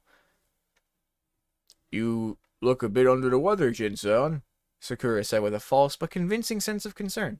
She didn't like Jin much, but figured getting closer to him would get her closer to Shigeru, her true love interest. Shut up! Shut the fuck up! Jin screamed, hands over his ears and staring down the table. Ryukei kept quiet, as he was eavesdropping on the conversation, hoping to get some valuable intel. Cool your jets, Jin. Father is going to have your head if you come back like this, said Shigeru, showing an uncharacteristic level of concern given his typical subdued attitude. I'm gonna sleep it off, said Jin as he rested his head on the table. You look so stressed, Shigeru-san. I know some songs that are sure to cheer you up, said Sakura, hoping to communicate directly with Shigeru. However, he did not respond. He didn't give two hoots about what she was saying. So, you guys see Hiroshi lately? Said Ryukei, his poor impulse control forcing him to butt into the conversation. No. Oh, no, let out Shigeru, only because he had hoped this would end Ryukei's line of questioning. Poor Jin, yeah, he's having a rough time, as always, it seems. As his presence was bothering the entire table. Oh, sorry, Ryu. Oh, sorry, Ryu. I haven't seen Hiroshi either, said Sakura, thinking along the same lines as Shigeru. Drat. Well, let's form a search team and help find him. With our powers combined, we're sure to find him lickety-split, said Ryukei, hoping to convince the group. You the only one looking for him? Said Shigeru bluntly. I'm too busy to help, said Sakura. Despite having a negative interest in finding Hiroshi, she did not like confrontation and lied only to maintain her pleasant image that was being projected mostly towards Shigeru. Fuck all of you ingrates! Ryukei screamed, continuing. You think Hiroshi wouldn't look for your sorry asses if you weren't missing? If you went missing? God, I'm having a stroke. You guys need to get a freaking clue! His plea for help was ignored on two fronts. Firstly, because Hiroshi was intolerable. True. Secondly, because Hiroshi really only looked out for himself and would only help if it benefited him somehow. True again. This is going nowhere, Ryukei thought to himself. As he turned back towards Haruko, he could see her looking out the window, which led him to look out the window as well. Staring right back at him was the hooded figure that he had encountered earlier. As the two eyes locked, the hooded figure pointed directly at Ryukei, then walked out of view once more. Whoa! Who was that? Ryukei said with amazement, speaking to no one in particular. That new kid's a weirdo, said Haruko, not responding to Ryukei's, but instead talking to the rest of the table, as she also spotted him while gandering outside. Gandering? Outside? Didn't know that was a word. He gives me the creeps, said Sakura, continuing. I saw him watching me on my way to lunch. Said Shigeru, adding nothing to the conversation, other than his brooding presence. So Ryukei was not the only one having run-ins with his hooded figure. Given the lack of options, he now focused his self-investigation on the new student who was stalking the area. While there was no logic to back it up, Ryukei had surmised that perhaps this new kid had something to do with Hiroshi's absence. The school bell sounded again. Lunch was over and it was time to leave. The other students slowly shuffled out of the cafeteria, disposing of their food trays as they exited the room. As the room became quieter and more empty, school staff entered the area and began to clean up the mess left behind. Ryukei, one of the few students remaining in his seat at this point, continued contemplating his approach with this new person of interest. Lunch is over. Gymnasium. One of the staff cleaners said in a defeated, hopeless voice. She clearly despised her job. The gym, huh? Said Ryukei with a grin on his face. Ryukei would in fact go to the gym, as he had no other plans. Chapter 3. The Phantom Beard. Oh, the Phantom Beard? Ooh, what flavor? The gym was Ryuke's respite from the oppressions of school. It was an opportunity for him to blow off some steam and show his skills to potential mates. I like how they added this. I also like it. I don't quite get why, but I'm glad they did, because otherwise, I have to have a little bit more of this story. This story speaks to me, and I got 2 hours to read 4 chapters, so I'm sure we could do it. Unfortunately, reality was a lot harsher. Ryuke's would often embarrass himself in any manner of ways, further damaging his reputation at school. This never dissuaded him, however, since Ryuke's believed he displays in the gym to be epic, to believe his displays. Upon entering, Ryuke's attention was immediately drawn to the far end of the gymnasium. There he saw the cloaked figure from earlier, sitting on the steps with an elbow on one knee and head facing downwards at what looked like a phone. Ryuke's investigative target was now in sight. The center of the gym was roughly divided in areas to let students play all kinds of sports, so Ryuke shuffled by the walls on his long walk towards the figure. When he reached the halfway point of the room, he received an alert on his barely functioning smartwatch. Ryuke continued his walk, but lowered his head to read the screen. He finally made out it was a bully hunter notification from Run Escape. One of his alternative accounts was being beat mercilessly by a user called Big Balls 69. Ryuke's was perturbed, but ignored his instincts to find a device to log into and save his character. He felt he was finally getting close to solving the Hiroshi mystery. Wow. Actually cares. What a friend. What a friend Ryuke's is. Just as Ryuke's raised his head to look forward, he bumped into a massive, morbidly obese man. He was Coach Sensei, one of the PE teachers at his school. Coach wasn't fit to stand, let alone teach physical education. But he had been with the school so long he was now an untouchable. Okay, so like the fireball practice, but you're not too late to have fun. And joked the coach, continuing. Where's your shirt? Observing Ryuke's shirtlessness. I forgot it in the showers. Anyway, it was nice talking to you, Coach. I'll be on my way. Replied Ryuke's, brushing off Coach. Not so fast. Blue team is 1 short since you didn't make it on time. Here, take this, said Coach as he handed Ryuke's a blue tank top. Sorry, Coach, I got a severe case of tennis elbow and I can't play today, replied Ryuke's, getting irritated by the constant hassling he was on the receiving end of. That's no biggie. As I always say, having fun is the most important part of sports. Now head out there and have a ball, said Coach as he pointed Ryuke's towards the volleyball court. The blue team consisted of fellow classmates Shigeru, Jin, Haruko, and Sakura. The red team also consisted of fellow classmates, but Ryuke's had no idea who they were, as he didn't care about them. Ryuke's reluctantly walked towards the blue side of the court, figuring that the game would be over soon and he could resume his self-investigating after. Shigeru was getting ready to serve as he looked at Ryuke's with disappointment as he entered the game. But I'll bring you out a game, Terra. I'm tired of losing because of you, said Shigeru. The makeshift scoreboard reads 20-16, with the blue team ahead. Shigeru was determined to hold the lead. Yeah, just serve already, said Ryuke's, producing a yawn. Yeah, clearly. Clearly I read ahead. Hey, Jesus. Hey, it's not your serve, shouted out one of the red team members, pointing at Shigeru. Yeah, it's Ryu's turn since he just came here, said another one from the red team. While the rules weren't strictly being followed, especially with the game previously having uneven teams and Ryuke's arriving late, Coach Sensei nodded his head and motioned for Ryuke's to serve since he just entered the game. Shigeru was incensed. He threw the ball as hard as he could towards Ryuke's, bonking him on the head and nearby Haruko catching the rebound. Ryuke's threw a menacing glare Shigeru's way and started to shake his fist at him. Why, I oughta. Coach's whistle sounded. Hey, no horsing around. Next student that trips up will be reprimanded. Now back to the game, said a frustrated coach, ordering the students back to play. Haruko handed the ball to Ryuke's, rolling her eyes while doing so. As Ryuke's grabbed the ball, chills went down his spine. He saw this as an opportunity to show off his athletic prowess. Game time, he whispered to himself. Ryuke's gripped the ball tight in his left hand and made a slight crouch. Oh, okay, it makes sense. He eyed the other side of the court, then tossed the ball in the air, leaped up, and lunged his right hand towards the ball. As his fist crashed into a ball, Ryuke's let out a horrific, almost inhuman grunt. The ball soared across the court at an impressive speed, but completely missed the inside boundaries of the court. It was a foul serve, and one more fault would lead to a point lost. Shigeru shook his head. Ryukei's performed the same failed serve 3 more times, causing the blue team to lose 2 points and returning the serve to the red team. The score now sat at 20-18. Red team served cautiously towards Shigeru, wanting to ensure they didn't make the same mistake Ryukei's had. Shigeru returned a powerful shot towards one of the smaller players on the red team.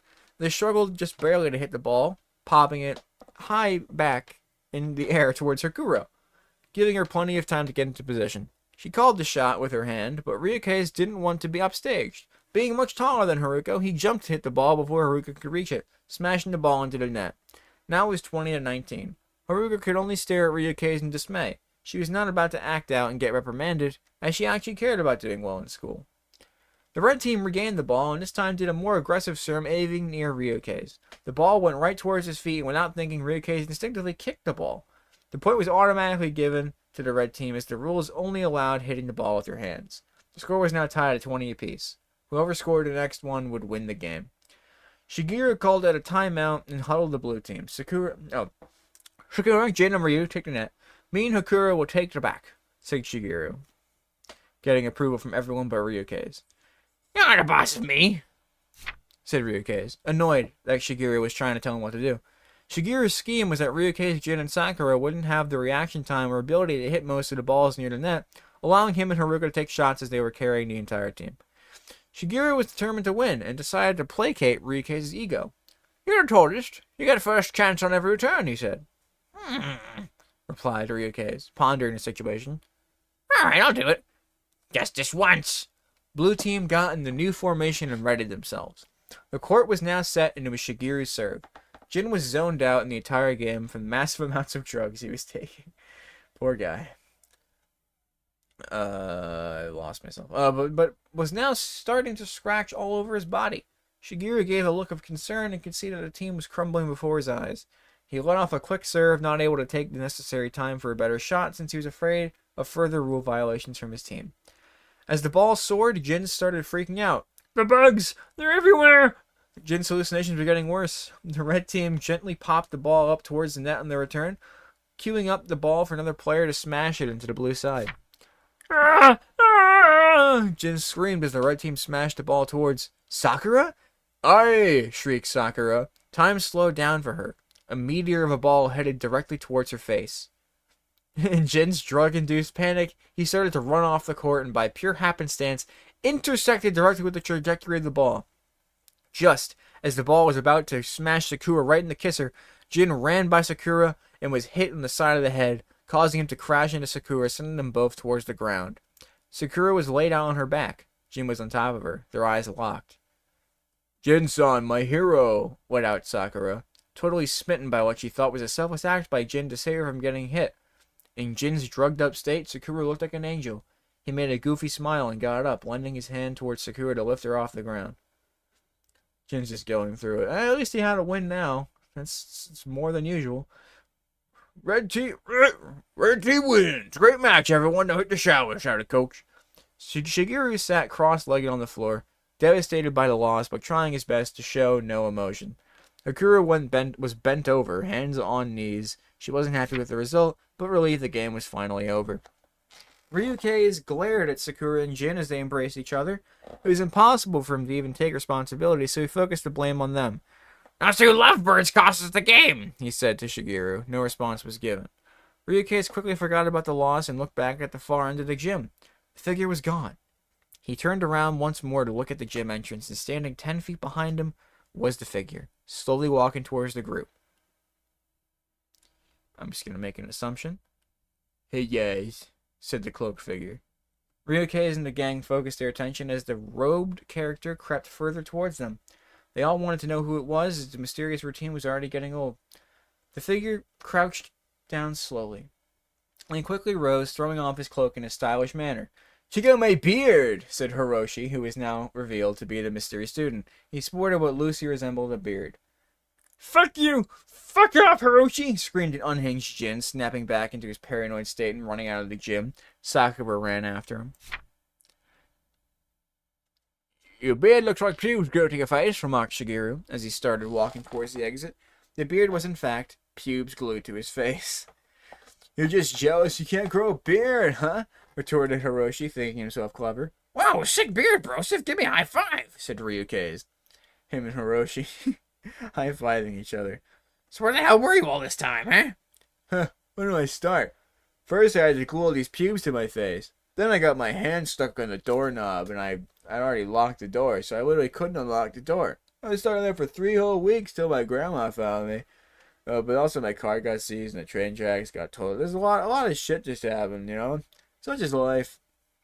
Ryukei had concluded that must have been why Hiroshi couldn't contact him or play Run Escape during this time. Upon hearing Hiroshi's explanation, Hikaru butted in. So it was you. Where is it? She said. Oh, Haruko, sorry. So it was you. Where is it? She said furiously. Where's what? Responded a confused Hiroshi. You know what I'm talking about? Our grandmother's silver pendant. It was a priceless heirloom passed down from generations, said Haruko, anger further rising up inside of her. Calm down, Toots. I have no idea where it is, said Hiroshi, maintaining his innocence. So it just happens she loses it around the time you arrive at her house? Get fucked, said Haruko, pressing Hiroshi further. I swear to Moses, I never took the necklace, pleaded Hiroshi. His demeanor seemed genuine. Thinking himself as an impartial mediator, Ryukei cut in. Calm down, Haruko. Your female emotions are getting the best of you. Hiroshi says he didn't take it. Gamer honor doesn't allow him to lie. Fuck both of you assholes! Yelled Haruko at the top of her lungs, running out of the gym, which was now almost empty of students. Hiroshi looked intently at Haruko, making sure she was out of the gym, then swiftly turned back to Ryukei's. That stupid bitch totally bought it. Huh? Said a puzzled Ryukei. I pawned the necklace for 20 smackers to buy a Run Escape premium account, said Hiroshi, followed by a hefty, Huh? Oh, Sick joke, man. You really got her. What a noob, replied Ryukei clumsily, still not really understanding what was going on. Ding!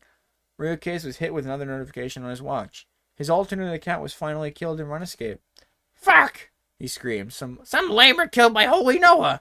Hiroshi slyly pulled out his phone, and on another screen was his character, Big Balls 69, looting the corpse of Ryukei's holy Noah.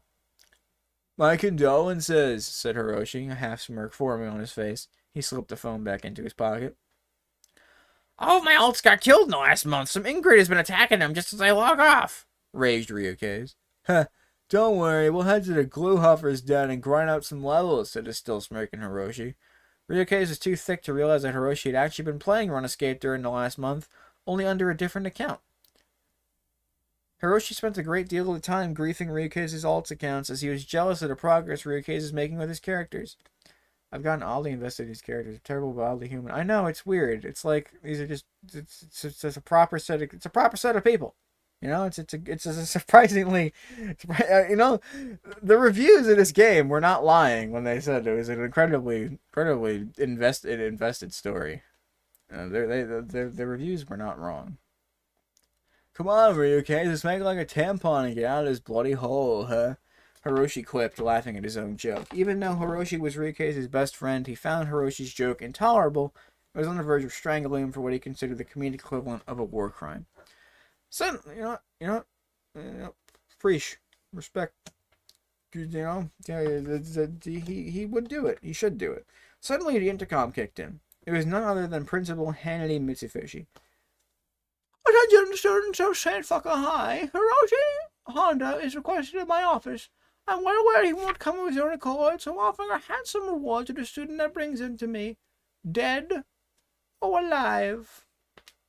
Dun dun dun. Chapter 4. Peace Talker. Yeah, peace out, Stir Fry. As soon as the principal's announcement had ended, Ryukei's pigeon brain went into overdrive. He came upon the realization that this could be his ticket out of this abysmal school life he had trapped himself in. Ryukei suddenly believed, for no fathomable reason, that Hannity Mitsufushi could be persuaded to sign Ryukei's graduation papers if he were to bring Hiroshi to the principal's office. There was absolutely no precedent of any kind for this plan to work, and Hannity Mitsufushi was well known for detesting both Ryukei and Hiroshi from the bottom of his academic heart. Ryukei didn't waste even a nanosecond to consider such trivialities and was instead fully convinced of his brilliance. Heh, I'll never go to that. I'll never go to that Rube Hannity's office. He thinks he owns us like slaves in this school's plantation. Guess again, fucker, Hiroshi mused to himself. He thought of his plight at the school comparable to slavery, even though there were almost no parallels.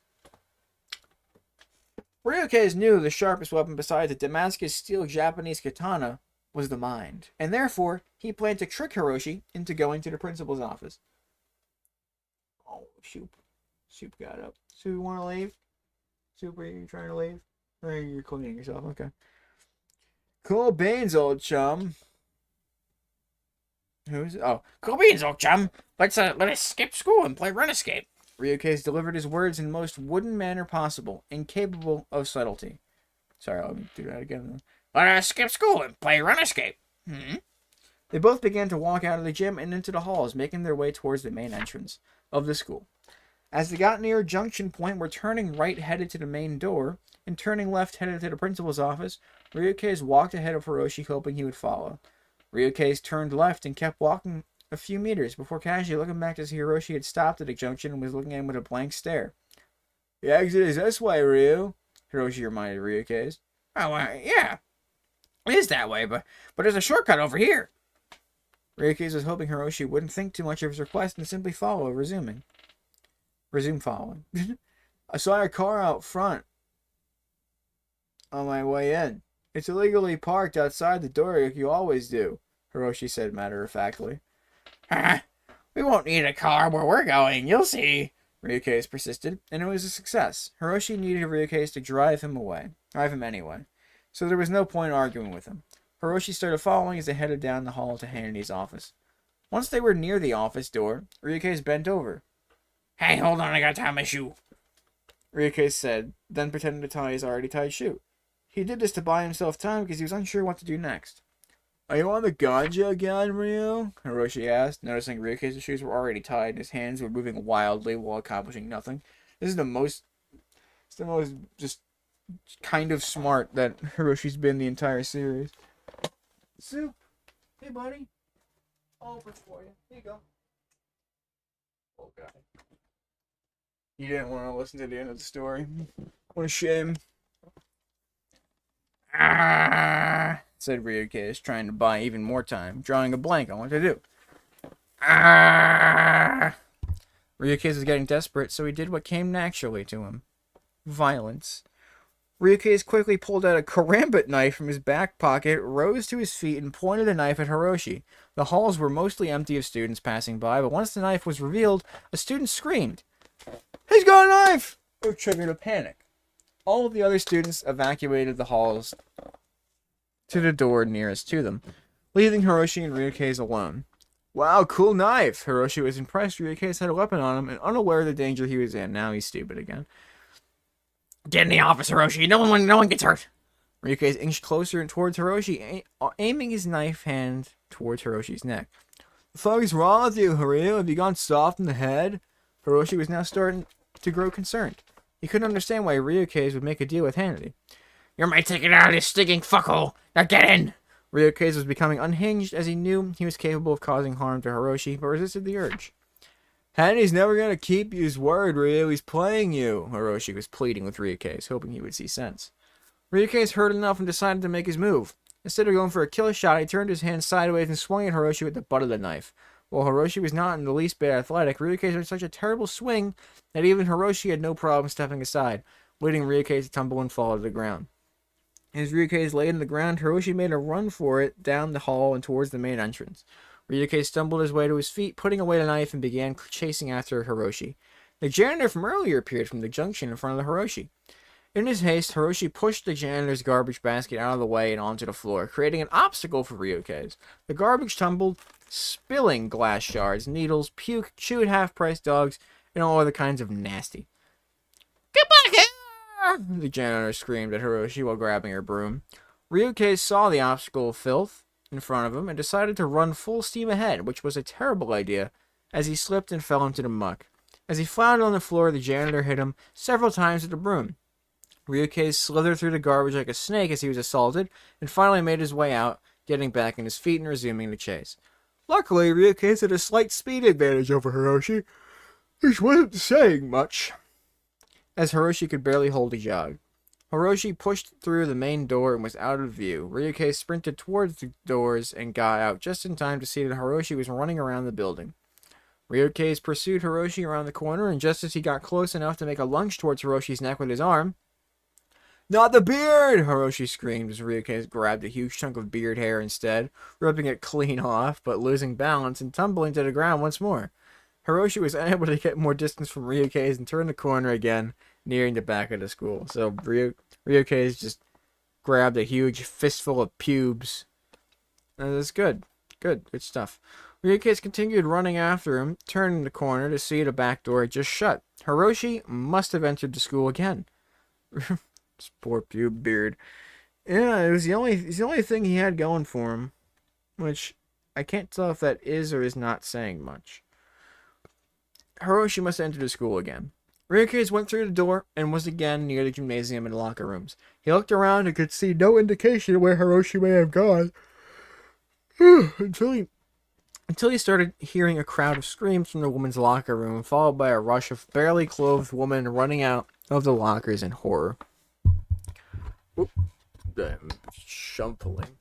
Ryuke's ran into the crowd of half-naked students, suspecting Hiroshi must have been the one to cause their repulsion, and one of the students was Sakura, and Ryuke's caught a glimpse of her bosom. "Haba haba," Ryuke's remarked, not being able to help himself. "Ah!" Sakura screamed as she ran down the halls. Haruko followed shortly after, completely naked, and Ryuke shouted a boo her way. Ryuke set completely unrealistic standards about women's bodies and felt justified in shaming her. Haruko ran out the back exit, preferring to be naked outside than be near Hiroshi or Ryuke's. Damn. That's rough. After there was no more nakedness to see, Ryuke's resumed his hunt and entered the woman's locker room that was now completely empty. Only a single shower was running with no sign of Hiroshi. Ryuke's knew there was only one way in this room, and this was time for games. And the time for games was finally over. I know you're in here, Hiroshi. Ryuke shouted as he stalked the locker room, looking for any sign of Hiroshi. You can't hide forever, Hiroshi. Ryuke's continued his scare tactics. Then he heard a metal banging sound. Ryuke's turned to look but couldn't determine which locker it came from. He neared a group of lockers he had suspected and began opening them one by one. After opening up a row of lockers, Hiroshi was nowhere to be found. Ryuke's neared the only shower that was on and shut it off. The room was now silent. Ryuke stood quiet, motionless. Then he heard a dripping sound. He looked around the room and saw yellow liquid leaking from one of the lockers, forming a puddle beneath it. Ryuke quietly approached the locker so as not to make noise, and then quickly opened it. Hiroshi fell out of the locker and into the puddle. He was exhausted from the chase and had nothing left in the tank. He had given up. Ryuke grabbed Hiroshi's pants and started dragging him back to the office. Hiroshi made no effort to wriggle free, accepting his fate, and instead made groaning sounds as he was slid across the floor. As Ryuke neared the principal's office, Hiroshi's pants ripped off, exposing the bottom half of Hiroshi's naked body. Oh dear God. Without slipping a beat, Ryuke tossed the ripped pants aside and grabbed Hiroshi's ankle, continuing to drag him. Finally, Ryuke opened the door to the principal's office, where inside was bane of his existence, Handy Mitsubishi. Ryuke threw Hiroshi in a chair and seated him in front of Handy. The principal was on the phone at his desk and barely took notice of the two. "I'm calling it the School Held Back Program, or SHBP for short," Handy spoke into the phone. Faint speaking could be heard on the other end. "The Sharaskaka is on their schedule as well." More words were spoken, but nothing Ryuke could make out. "Splendid, I'll call you back later. Goodbye." Handy finally hung up the phone and turned his attention to Ryuke and Hiroshi. Before Handy even spoke a word to them, he marveled at sight of what was in front of him. Ryuke was covered in filth from head to toe, along with being bloodied and bruised from his several tussles throughout the day. Hiroshi, on the other hand, was naked from the waist down and sporting a quarter of a disgusting beard that was barely hanging on, also made of pubes. Both of them smelled like piss. "Stop looking at my dick, you fucking pedo!" Hiroshi shouted at Handy, spending all of his energy to throw a verbal jab. Handy ignored the comment. Instead, focused his attention on Ryuke's. "So this is where you want... So this is where... So, is this where you want me to congratulate you on bringing Mr. Honda to my office?" Handy spoke calmly. Well, the congratulations are optional, but I'd like the reward you promised earlier," replied Ryuke, unsure of where his conversation was heading. "Pray tell, what kind of reward are you hoping for?" Handy kept on point, interested to learn Ryuke's motive. "My one-way ticket out of this joint. Graduation papers. I'm a model student, and now that I've brought Hiroshi here, that's a fair trade for my freedom." Ryuke said as he developed a smile. You want to leave? Now why would I do that? We're having so much fun here. Hanley shot back, wiping the smile off Ryuke's face. Ryuke's bolted upright, pushing his chair back, and then leaned on the desk to get face to face with Hanley. That wasn't the deal, you pencil-pushing freak! I'll fucking kill you! Ryuke shouted in Hanley's face, spraying him with a generous helping of spit. Luckily, Hanley wore ski goggles and was largely unaffected by this assault to his face. He remained calm and composed. Did you think I wouldn't know what you did? Hanley went on the offensive. What the flip are you on about? Ryuke's was taken aback. Model student? Where do I start? Late to class. Sexual harassment. Littering on school property. Possession of an illegal substance. Consumption of an illegal substance. Assaulting a student? Should I go on? Hanley then stood up, and Ryuke sat back down in fear of the coming repercussions. You committed so many violations I stopped keeping track. One call to the authorities and you'll be spending time in a cell, Hanley said sternly, as Ryuke gulped and began to sweat profusely. But as a reward, I'll not make that call. Instead, you'll be suspended for 1 week. I will give you time to clean up your act, among other things. Got that? Hanley said the question more like a command and expected no response. Ryuke sat there in silence. He knew Hanley was right. Ryuke was already on probation for previous offenses, and if Hanley were to call the police, he would serve hard time. I told you so, you fucking clown, Hiroshi yelled at Ryuke. As it was obvious to him, Hanley was never going to value anything. Was never going to give anything of value. Ryuke left the office with his head down. What was he going to tell Aunt Bunko? She'd be furious to learn he was suspended, and the odds of him graduating with such a shaky start were 0 to none. Another year down the toilet. Hanley wins again. Ryuke continued his walk of shame, eventually exiting the school. Back in the office, Hanley now focused on Hiroshi. I have a special plan for you, Mr. Honda. You may not know it, but there's a plan for you well beyond your comprehension. I'm here to help you realize that, Hanley said ominously.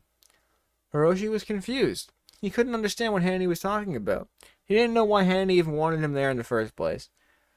Don't be afraid. Destiny awaits. Hanley then walked over to the door of his office, closing it and locking it shut. Ryu is around 30 since he's been here for 20 years, as well as the added 10 to 13 years since, you had to be a teen even to go through high school. Yeah, then he says he's 40 or something like this in the story, though, right? We were 20 years. I mean, this is high school, so he would have gotten here around 14, 15.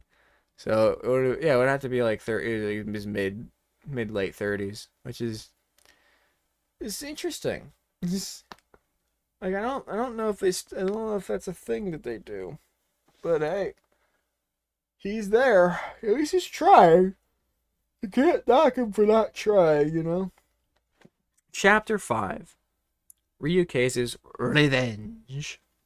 As Ryuke sat down on the bench outside, he assumed his trademark philosopher's pose to ponder the futility of his previous actions. He hunted Hiroshi down all over the school and then sold him down the river, but it had all been for naught. The chance to graduate had slipped through his muscular fingers once again, and in typical fashion he blamed anything but himself for it. What would Aunt Bunko think about all this? She would certainly not be happy about Ryuke's getting suspended from school. Ah, fucking Hanley, Mitsufishi. What the flip do you think you are? Ryuke shouted out loud as he jumped up from the bench.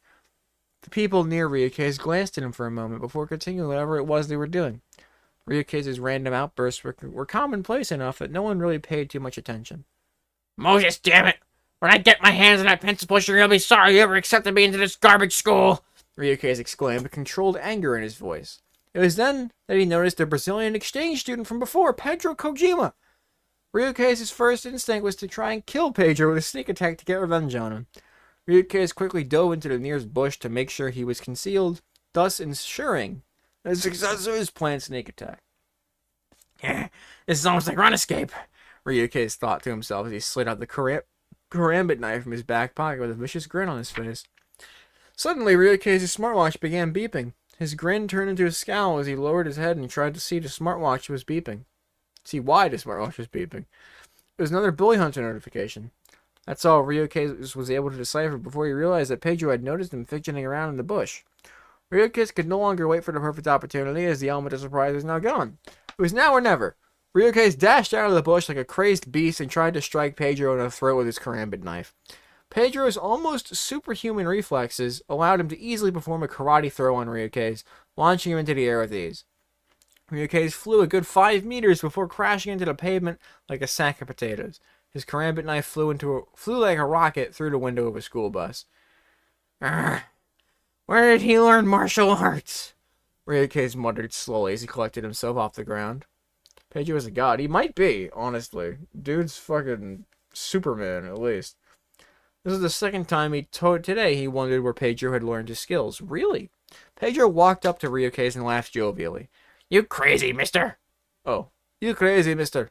Pedro misunderstood Ryukei's attacks against him as some form of bizarre game to see which one of them was a better fighter. Ryukei, on the other hand, was dazed out of his mind and didn't know what was going on.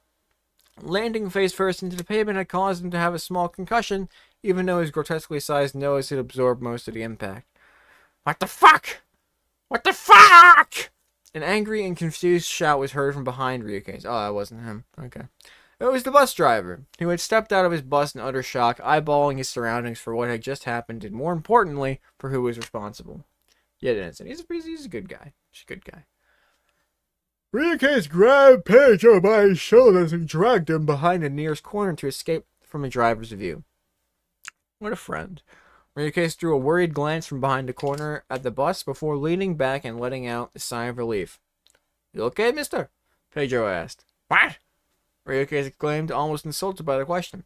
Pedro raised his hand to the point at the fresh bruises and cuts on Ryukei's body. Think I care about a few bumps and bruises, pipsqueak? Ryukei said with a smirk, trying to impress Pedro, even though he didn't give two shits about him. It was more about trying to keep his beefster image in good standing. "Thought it was fun doing martial arts with you. Gotta go home," Pedro said happily and turned around to leave. Hey, hold your horses, bucko. I got an idea. Ryukei replied to him. The concussion he had just received had jumbled up his alarmingly few brain cells, causing him to concoct a cunning plan to get back at Hannity. Ryukei didn't want to waste a single second before putting it into motion. You're one of those extinct students, right? If I remember correctly, that means that you were given a school-issued toolbox as a gift, correct? Ryukei asked while stroking his chin. Toolbox? Hammer and screwdriver is toolbox, Pedro replied, not really understanding the question nor how to form a reply in English. Yeah, that's right. Come on, follow me. I've got something cool to show you. Ryukei energetically jogged back into the school building with Pedro in tow. Pedro, being the naive, good-hearted character that he was, didn't really understand what was going on, but decided to follow along anyway. Pedro hoped that perhaps Ryukei would turn out to be his very first friend in this strange new country that Pedro had arrived in only a few weeks ago. He also enjoyed the excitement Ryukei had provided to him thus far, not realizing the true nature of Ryukei's actions. This guy is so damn nice. he's just a dude, just living his life. I love Pedro. Dude, Pedro is probably going to die a horrible death, quite like every other good character in this game. Let's see. As the pair walked down the school corridor, they eventually reached the door to the principal's office. Ryukei grabbed the handle and gently tried to open the door, but to no avail. Locked. Just as I suspected, Ryukei pondered out loud. Mr. Principal, go home already. School's over, Pedro said, trying to provide insight to the situation. That's right, Peter. It's all part of my plan, huh?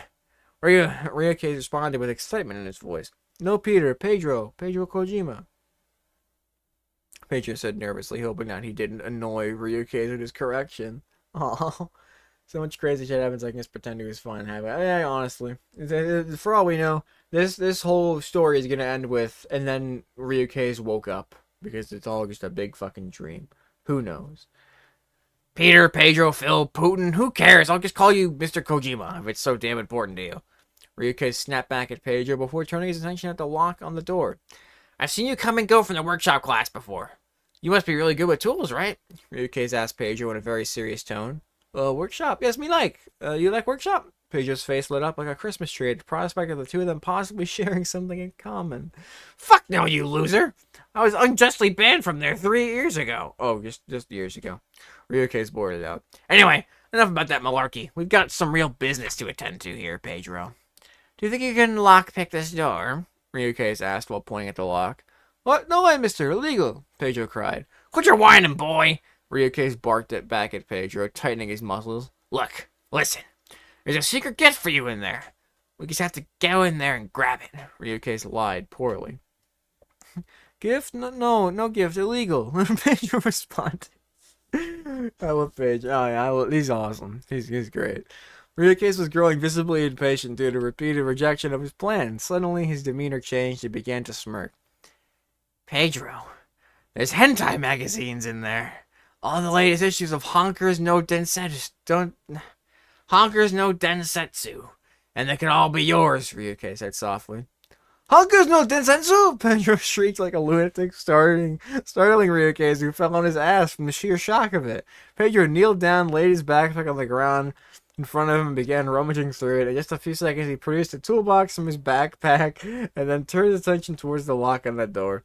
Pedro picked up some metal gear from his toolbox and began picking the lock. Meanwhile, Ryuke had barely gotten back on his feet and was still reeling from being startled. Yeah, Pedro, he's a simple man, you know? I mean, it's very, very simple once. He quickly touched up his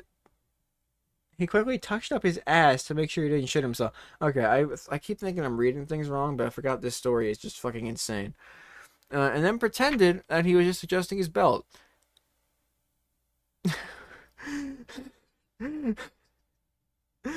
Yummy yummy in my tummy, honk honk honkers no densetsu. Pedro sang in a melodic tune. It was the catchphrase of a famous hentai series, Honkers no Densetsu, that Pedro was obsessed with. Beads of sweat began sliding down his face as he struggled to get the door open. Well, are you gonna get that door open or not? Ryuke's rudely interjected. Shut up, mister! Need focus! Pedro barked at him. Pedro was growing increasingly frustrated at being unable to pick the lock with the gear he had. He decided to ditch any finesse in his efforts and instead began to violently jam the gear at the lock, breaking his tools soon after. Oh no! No tool, no honkers! Pedro cried out in disbelief. Ryuke's had been closely observing Pedro while he worked on the lock and was utterly disappointed at his performance. And now it looked like the jig was up. Kojima, you fucking talentless hack! Ryuke's bellowed in anger. He then grabbed Pedro by his neck and lifted him off the ground. Ryuke's used his other hand to grab Pedro's pants and proceeded to use Pedro as a battering ram against the door. Pedro screamed in fear as his head slammed against the door for the first time. No, Pedro. No, it hurts. Stop. Pedro pleaded, but it was of no use. Ryuke's performed another strike against the door, and this time there was an audible crack from some splinters flying out where Pedro's head made impact. Ryuke's was filled with adrenaline, and all he knew was at this moment that the door was his enemy. Bang! Another smack at the door, and more of the door peeling away. Ryuke's felt how the door was about to give way and prepared all his strength for the final attack. Ryuke's carried Pedro several steps away from the door and began a running charge at it. Save Pedro. There's no options. I can't do anything. He's fucked, alright? He's just fucked. Bang! Crash! Pedro busted through the center of the door and fell limply on the ground inside the principal's office. From here, it was no task at all to open the door by reaching in from the hole and unlocking it. Oh fuck! Is he dead? He's just. Oh my god! He just wanted a friend. He didn't even just want the honkers. He just wanted a friend. Man, that's rough. The door swung open and Ryuke's was back at the principal's office, this time on his own terms. His grand scheme was about to be put in motion as he planned to find himself graduation papers and forge himself a passing grade. Then and only then could he finally escape the never-ending hell of St. Phucker High. He started to look around the heavily decorated room. Numerous objects adorned the walls. Antique furniture laid about as if an expert interior designer placed it. And many trinkets and odd items were abound. That didn't happen. He got up and happily arrived. Exactly, yeah, he's fine. If anything, he'll probably play something important in the rest of the story. That's fine. On the desk, he saw a newspaper called The Daily Principal dated February 3rd, 2088. It had a headline that read, "Shares in Parasol Pharmaceuticals soar," and underneath was an image of a flying car next to a mega skyscraper. What the hell is Hanley doing with all these old newspapers? Old newspapers? Isn't this 2017? Fair enough. He then opened the drawers of the desk, hoping to find something useful. Instead, he found school's curriculum, office supplies, and some already opened letters addressed to E.X. Del Toro. So at least we know they weren't lying to us in the finale. That's pretty nice to know. He switched his attention to a laptop on the desk. He opened it, revealing a video that was halfway through playback called "Building the Most Ancient Gulag plus Secret Underground Swimming Pool." Next, he searched the small table with a book titled "Werewolf: Fact or Fiction." He picked up the book and thumbed through its contents. Inside were bizarre illustrations of werewolves and the occult, along with passages about supposed werewolf facts. On one of the pages, a sentence was highlighted and a handwritten note was penned. It read, "Furry Soldier Prototype?" Furry Soldier Prototype? I guess it's in their voice, kind of. The longer Ryuke searched the office, the more disturbed he became of Hannity. This guy's one sick puppy. Ryuke was getting increasingly anxious over not being able to find where Hannity Mitsubishi kept student records. As he paced back and forth inside the office, eyeballing his surroundings, he suddenly noticed something interesting next to Pedro's lifeless body. He is dead. But it didn't happen. It was a coat rack with Hiroshi's trench coat hanging from it. Was Hiroshi still in the school? Or had he once again simply forgotten his belongings in here? Ryuke involuntarily squinted and shrugged his chin, as trying to process this much information gave him an inordinate amount of mental struggle. Same.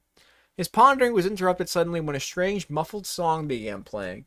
Ryuke shrieked like an idiot, obviously startled by the sudden noise. He turned and looked around, trying to see if he was in any immediate danger.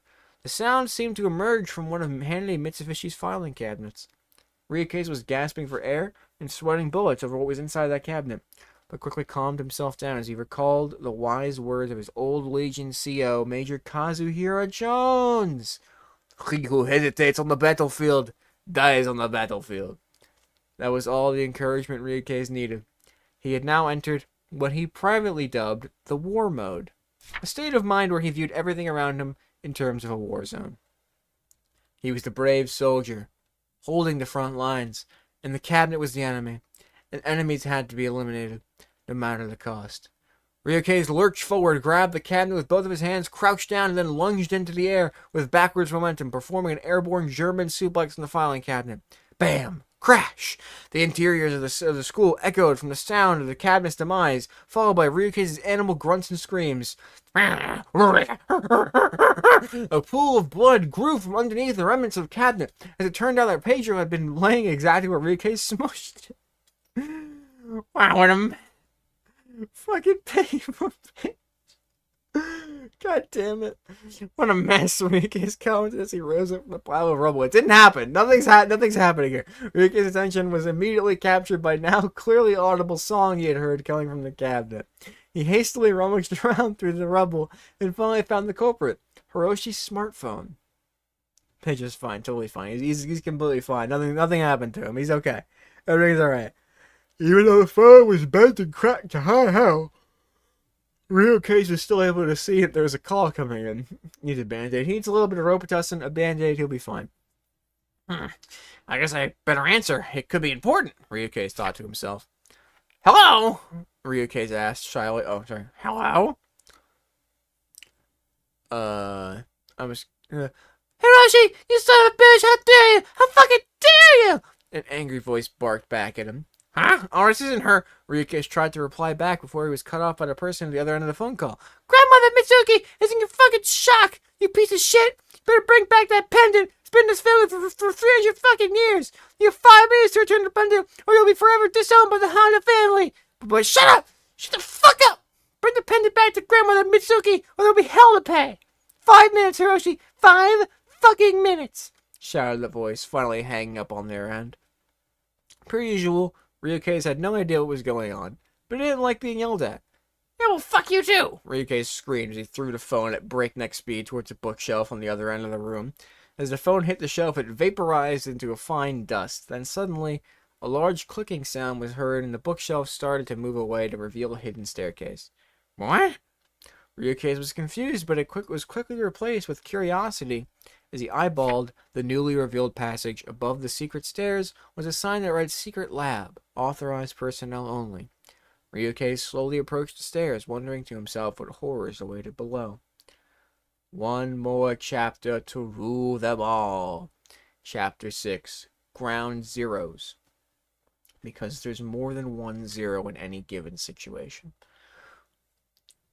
Ryukei's first noticed the sweltering heat as he just. Oh god, I have like. Oh god. What time? I have to be there at 2. Okay. I have like. Okay, we can finish this. Ryukei's first noticed the sweltering heat as he descended into the lab, hearing the sounds of all types of machinery in the background.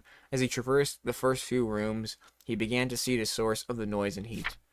There were furnaces, stills, vats, and barrels, all the equipment you would need for distilling alcohol.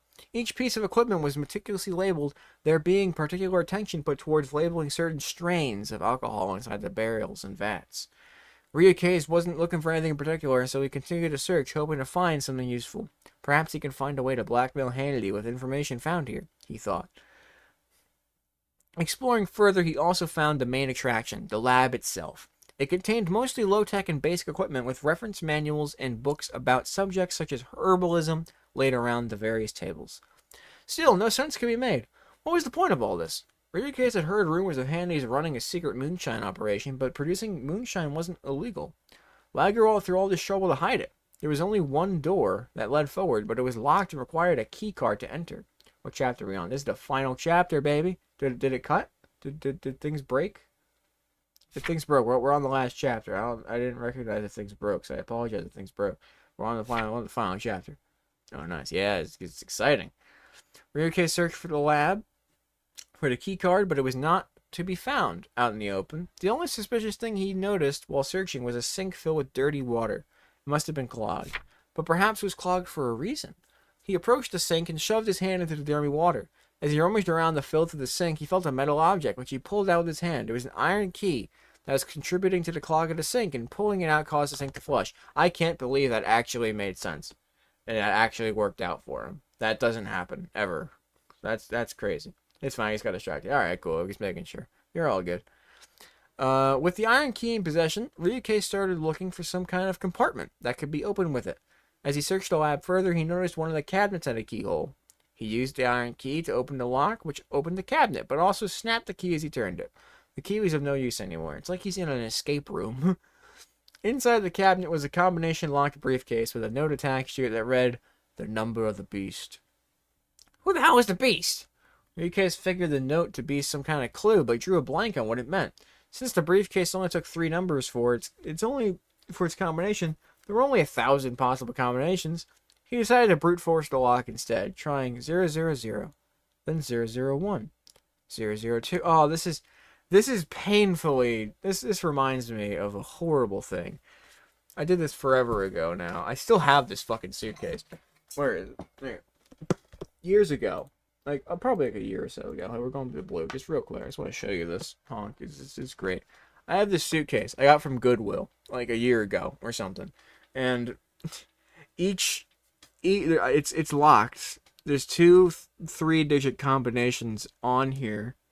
And I spent like the better part of like 4 hours on a stream once, probably. Probably wasn't 4 hours, probably like only a couple hours, but it was a long ass time. Just doing this, just trying to open this, couldn't open it. I tested every number, and like 3/4 of the way through, I realized I think I was trying to open it wrong. So I just fucked up, and I have not touched it since. It has been sitting in this room for the better part of like 2 years. Is anything inside? I have no idea because I never opened it because I couldn't open it, and I even tried just like opening it with like a knife, and then the knife broke. So this thing wants to stay closed forever, and I eventually I want to go back and actually finish brute forcing this thing open, but it's been so long since I've done it. It's just, I feel so stupid. I bought that thing for like $8 at a Goodwill because I was like, oh, that'll be fun. It was hell because I literally went through every number only for it to not even open. So I don't know if it does open or if I was just doing it wrong. I have no idea. So I relate to this a lot. After 30 minutes of fiddling the combination, it finally opened on the combination 666. Inside the briefcase was a key card with the letters LAP on it. Ryukei's rushed back to the locked door and slid the card through. The reader returned an error. Read failure. Error hot. What the fudge? Ryukei was stumped. Why the hell wasn't the reader accepting his card? More like, what the fridge? Chuckled a familiar voice. Ryukei's turned around to see the cartoonish game developer Ralph Miyamoto standing behind him. Ralph, how the hell did you get here? Ryukei was stunned. Don't worry about that, Ryukei. You need to focus on solving this mystery. Ralph was here to help. The card is correct, but it is not ready to be used. Remember what Miyuki did with the God Key in Nomitsu Big Jugs? In the anime, Miyuki had to take the God Key out of Hell to make it stable, as the Hellfires prevented the key from reaching its true potential. Then she was able to use the God Key to unlock the heart of the series' heartthrob and have sex with him on the mass grave of the angels who were lost in the war. Perhaps if I have to put the card in the freezer so it alters the composition of the card, allowing the reader to process it, Ryukei said out loud. He approached one of the lab freezers and opened it, putting the card inside. He closed the door and began waiting. In the 5-minute waiting time, Ryukei did absolutely nothing. He made no movement. He stopped breathing altogether nearly. After 5 minutes elapsed, he snapped back into the moment and took the card out of the freezer. With the key card finally ready to use, Ryukei opened the locked door, which led to a small area that looked like a small cell block. Again, I can't believe this stuff is working. Somehow he is actually solving these puzzles. A small cell block from a prison. He saw several empty cells as he walked down the halls, and he heard something whimpering towards the very end of the cell block. He quieted his walk so as to conceal his presence. In the last cell, Ryukei spotted a hairy, naked humanoid beast that appeared to be sleeping on the concrete floor. He approached slowly, as not to wake the beast, so he could get a closer look. Upon reaching the cell bars, the beast turned over in its slumber. It's Hiroshi? In his groggy state, Hiroshi noticed Ryukei's. You traitor. No game or honor, Hiroshi barely managed to say. What? What has that monster done to you? Ryukei's new humanity was sick, but this was beyond even Ryukei's comprehension. Lock me up. Different strains. Starving. Hiroshi mumbled the words. Why are you naked and hairy? Ryukei had first thought. Perhaps Hanny had glued some pubes on Hiroshi. But there was such a vast quantity of hair, Ryukei couldn't imagine it possible. Clothes on bed. Hiroshi motioned his hand towards the bed that did in fact have fresh clothes on it. Took off. Too hot. Hiroshi was sweating. The heat from the basement was one thing, but with all the extra hair on him, he was getting walloped by the high temperature. He pulverized Pager, but this is so terrible. Yeah, I mean, oh no, he's sitting in a cell for what was probably like an hour or two, tops. Oh man. Okay, then how'd you get so hairy? Ryukei was bewildered. The moonshine. I drank it, and hair. Hiroshi still struggled to speak. Whoa. The rumors about alcohol putting hair in your chest are true? Ryukei had tried all sorts of substances, but for some reason never took much of a liking to alcohol. Perhaps now was the time to start. Hiroshi laid on his back, resting on the ground. His cell was standard, with steel bars and a sliding door to get in. My bad, Hiroshi. I didn't know Hanny was gonna screw us both. I'll get out of here. I'll get you out of here. Lickety split. Ryukei first tried opening the cell door, and it confirmed it was locked. After that, he started to look around the area for a key. No luck either.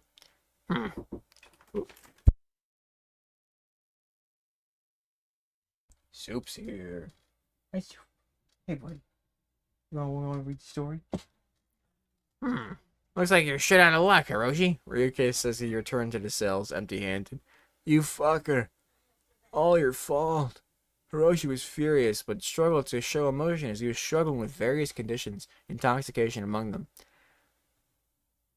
Just joshing with you. I'll use my superior beefster muscles to bend the bars of the cells.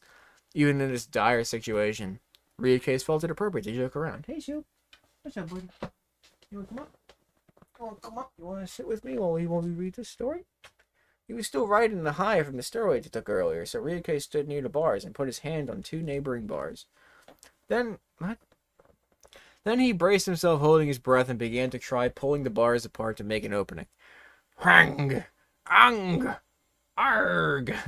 Ryukei let out ear-splitting grunts as he tried to pull apart the bars to no avail. He could feel one of the bars almost bending and felt it was possible to bend the bars if he could put all his might into it. I get you to take the edge off. Then I'll be good. said a panting Ryukei as he expended a great deal of energy in his attempt. Inside Hiroshi's cell was a bottle with a label on it that read Moonshine Virus Strain 37. It was near enough the bars that Ryukei's could grab it from outside. Ryukei's crouched down to pick up the bottle and saw it was still over 3/4 full. Wow, you're such a lightweight, Hiroshi. You barely drank any of this. You're already drunk? Watch this. Ryukei took the bottle and guzzled it in 10 seconds flat. Hiroshi was still laid out on the ground. He watched Ryukei gulp the bottle and was only able to shake his head in disappointment at this harebrained scheme. Even with Ryukei's large body, he didn't have much of an alcohol tolerance. He would almost certainly throw up the moonshine later because he drank a lethal amount. That's what I'm talking about. Ryukei felt exceptional. Bark, bark. Arg. What? Ryukei started making canine sounds simply because he felt like it. Oh, okay. All right, round 2, bars. You're going down, bitch. Ryukei once again entered war mode and saw the bars as an adversary. He approached the bars once more. He focused all of his might and anger into his fists, and then gripped the bars. In his state of ultimate concentration, Ryukei could feel the sorrow of the steel bars, how they had been melted, mangled, and pounded into the shape they now represent. Ryukei shed a solitary tear in compassion for the bars and summoned his beefster overwhelming strength. In this moment, the bars no longer felt like steel, but putty instead. This method was a tremendous success. Ryukei bent the bars beyond what was necessary for him to enter the cell now. Rah! Ryukei made an animalistic scream in celebration of his triumph. He quickly entered the cell and inspected the interior further. Beyond a bed on the side, there was only a small window on the wall that had a view of the barely visible full moon that was to be seen later in the night. "I'm hungry. Need food," said a frail Hiroshi. Ryukei hadn't seen any food on his way in and didn't have anything on him. Then a once-in-a-lifetime moment occurred. Ryukei remembered something useful.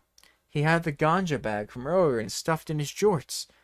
Hey, Hiroshi, did you know weed is totally safe? It has no drawbacks. You can take as much as you want. You won't overdose. It's what some refer to as the pristine drug.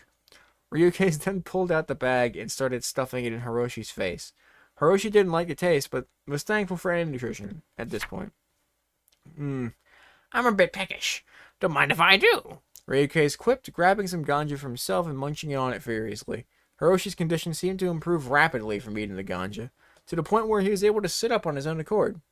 "That ganja tasted like shit, but it did the trick, huh?" Hiroshi had made an almost miraculous recovery. He was feeling rather chipper now and ready to leave his forsaken lab. "Now let's make like a tampon," and Hiroshi was cut off swiftly by Ryukei. You already made that joke. Say it again and I'll strangle you. Ryukei said deadpan. Hiroshi was slightly annoyed his joke was ruined, but was just happy to be feeling better. Just as the two got up to leave the cell, a shadowy figure emerged from the other side of the room. "Not so fast," said the figure. Huh? Ryukei had enough surprises today. He didn't need any more. The figure moved further into the light, revealing himself to be Handy Mitsubishi. What a surprise. "You destroyed my office, and now you want to sabotage my research?" said a still calm, but increasingly stern Hannity. Ryukei instinctively went on the offensive and grabbed the empty moonshine bottle he drank and threw it at Hannity. His aim was remarkably close, given he was intoxicated and high on ganja, but it still missed, crashing against the wall. Hannity was shocked and produced a silver gun from his interior coat pocket, pointing it directly at Ryukei. "No more games," said a pissed-off Hannity. Even run escape? In Ryukei's state, he couldn't comprehend the situation he was in and simply took Handy's words at face value, afraid there might not be any more gaming. "Enough! Get in the corner of the cell!" Handy ordered Ryukei, pointing with his other hand to the corner. Ryukei complied, as he was feeling in quite a chill mood. Good for him. Oh, he's so chill. Such a chill guy. Oh, he's so chill.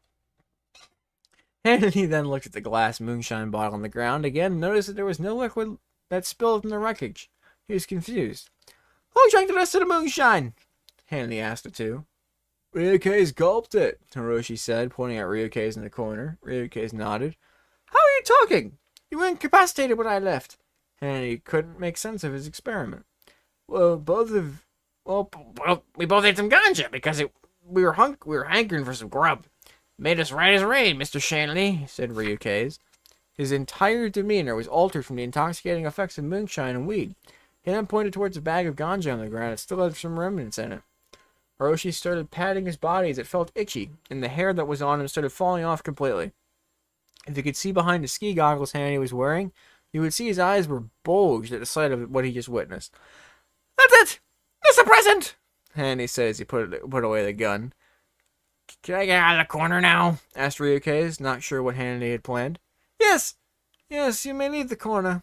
In fact, both of you are free to go, said Handy, still deep in his own thoughts. Ryukei and Hiroshi both felt relieved to be able to leave this precarious situation. Hiroshi grabbed the clothes on the bed, put them on hastily, and both began to exit the cell. You are never to speak of what you saw in here. You understand? Sorry, I had some of the ganja. Realizing his experiment had yielded greater results than he could have imagined. Wow, that's an easy deal, said Hiroshi. He didn't give two shits about his lab malarkey. Oh, and Ryukei's, your suspension is lifted. You may resume school tomorrow. Handy must have been in a good mood. Ryukei was simultaneously relieved and annoyed, because while he was now doing better in school, he lamented the idea of his 1 week vacation being taken from him. Okay, said a reluctant Ryukei. As he passed by Handy, Ryukei had something on his mind. By the way, how do you see down here the ski god was on? It puzzled Ryukei, given how dark it was down here. Don't push your luck, Terra. Handy pointed them towards the exit. As Ryukei and Hiroshi walked out of the lab, they heard Handy in the distance talking to himself about battle data and how this was a game changer. Ryukei exited the school with Hiroshi beside him, and he pondered the strange happenings of the day. Why hasn't Sakura succumbed to his advances yet? What is Handy doing with that lab? When was he finally going to graduate from school? And where did Pedro learn martial arts? Yeah, we talk about Pedro because he's still alive, so it's fine. These mysteries would never be solved, he concluded, and therefore stopped thinking about them. He then turned to his good chum Hiroshi. Let's grieve from some noobs and run escape, Ryukei said enthusiastically. Good idea, Ryukei, Hiroshi replied, then stopping in his tracks as someone always might. Huh! Hiroshi screamed from the top of his lungs, feeling like a new man. As Ryukei and Hiroshi crossed the street without looking both ways, crash! Oh boy. A dump truck smashed into the two, hurling them both 20 feet forward and crumpled on the tarmac. The dump truck driver hit the brakes, getting out of his vehicle and holding his head in panic. As he frantically dialed the paramedics, Hiroshi and Ryukei laid motionless on the ground. Once the EMTs arrived, they placed Ryukei and Hiroshi on stretchers. Neither had any vital signs, and they were smashed by a 10-ton vehicle at over 50 miles per hour. Then suddenly, Ryukei opened his eyes and muttered, "To be continued." What the fuck? Okay, so they got hit by a truck and lived. You know, I guess good for them.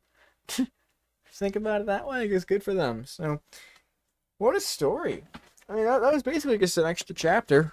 It's all just a bunch of reading. How can we do the quiz? Absolutely, we can do the quiz. I'm more than excited. What is the name of the principal? It's Mitsufishi. I remember that one. That one's easy. Ooh, it's green. Oh, they're all green. Alright, I thought it would give me the answer immediately. What was Hiroshi's beard made out of? Wood, plastic, foam, pubic hair, or grass? I think there isn't even just hair. There's no he just grew it option. Like he can't grow a beard. He would never grow a beard. Pubic hair, baby. I'm gonna ace this test with my Pocky. I'm just drawing a chocolate smear. What relation are Jin and Shigeru? I didn't even need to I guess some of these I need to read. I needed to read to find out the beard one. These guys are brothers. Fairly sure. They could also be cousins, or they can be like Hiroshi and Hakuro, who are both cousins, sisters, and father and son. They're all of them, I'm pretty sure.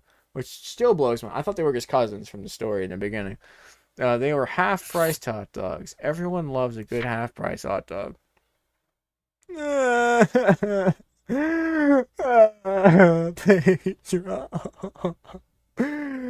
Pedro, you Brazilian bastard. What did they do to you? He's fine. You're right. It's right. It's fine. It's fine.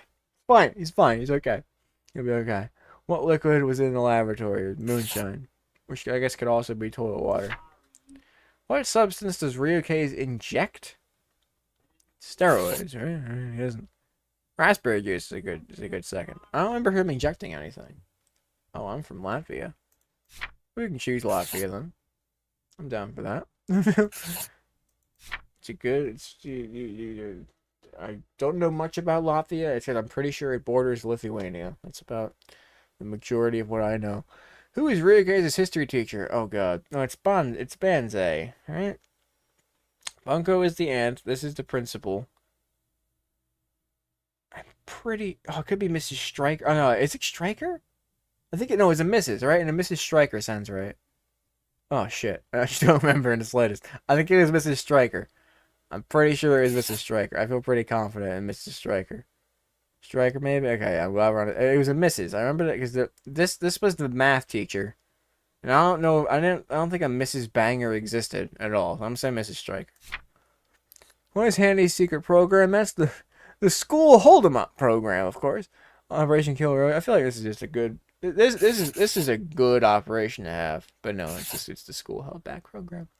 And what is the game Hiroshi plays? It's not just Hiroshi, but I mean it's Runescape. I know that. After selecting your answers in the prior 10 pages, click on the evaluation button to see if you will get a passing grade. You'll need 9 out of 10 answers correct to pass. I'm confident. Woohoo! 9 answers correct. What did I get wrong? Doesn't say. Was it Mrs. Oh shit. Click out of the game. Was it Mrs. Banger? Ah, it was Mrs. Banger, I see. Okay, I don't remember that at all. Don't remember that in the slightest. Here's all the credits. Special thanks, pixabay.com.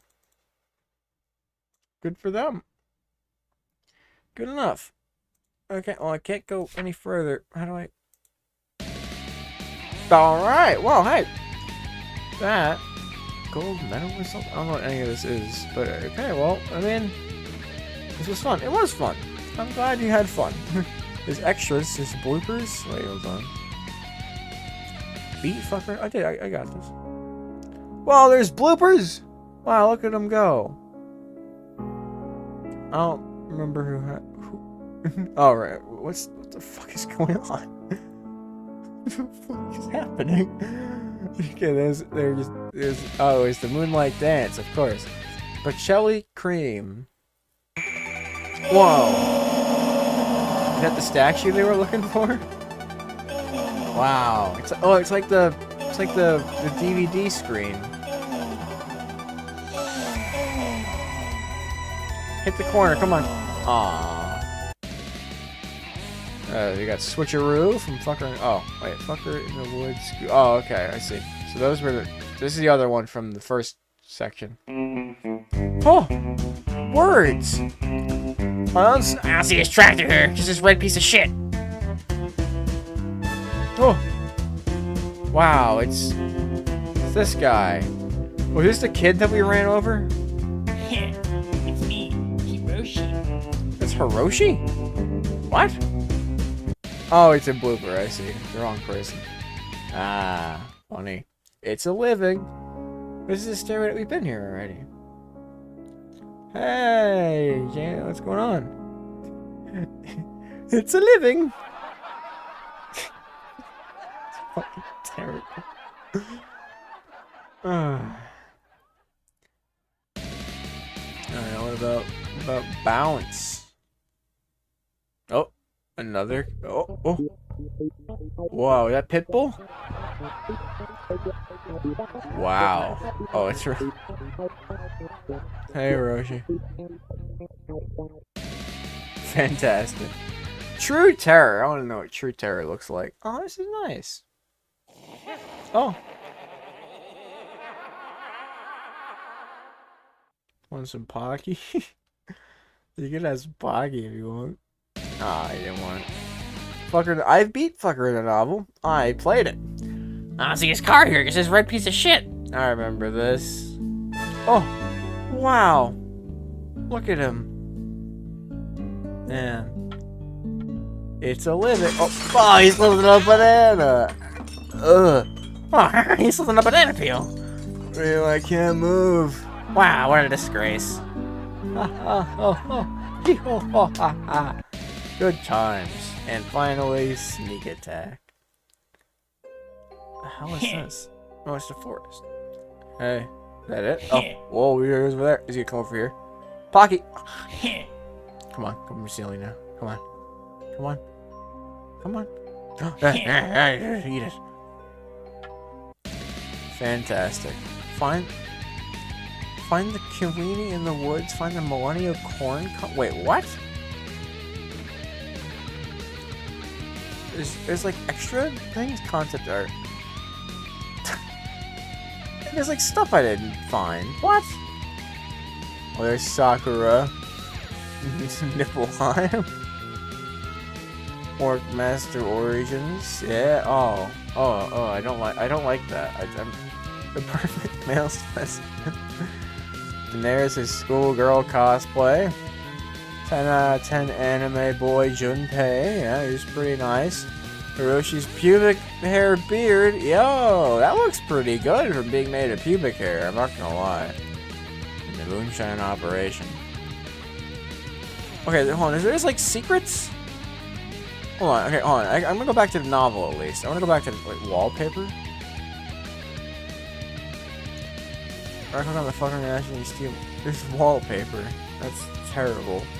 That means there's more to do. God damn it! I have to. I can just get a car to work. All right. I'm gonna have to find all these secrets now. Back alleys. Oh, back alleys. Oh, I think it means I can play the game again. I don't want to do that. Okay. I want to go at least back to this one. Should be easy. Oh, that's what that means.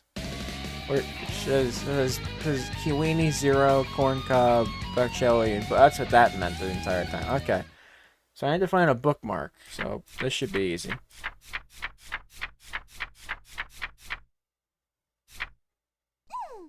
We found the bookmark, baby.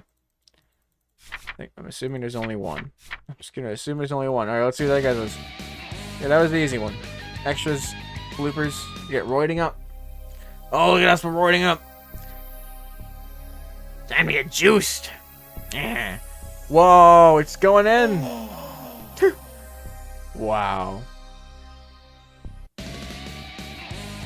There are, I think, more. Are there gonna be more? No, I don't think. This is find the bookmark. Find the book. I think it's only one. We got the first character Ryuke's meets in every game is imaginary. Who'd have... Oh, what? Really? Wait, oh, this is... Aunt Bunko's not real? Telling me Aunt Bunko's not even a real person? I don't believe you. I don't believe the game. Alright. So I need to go find a what the fuck is a kiwini?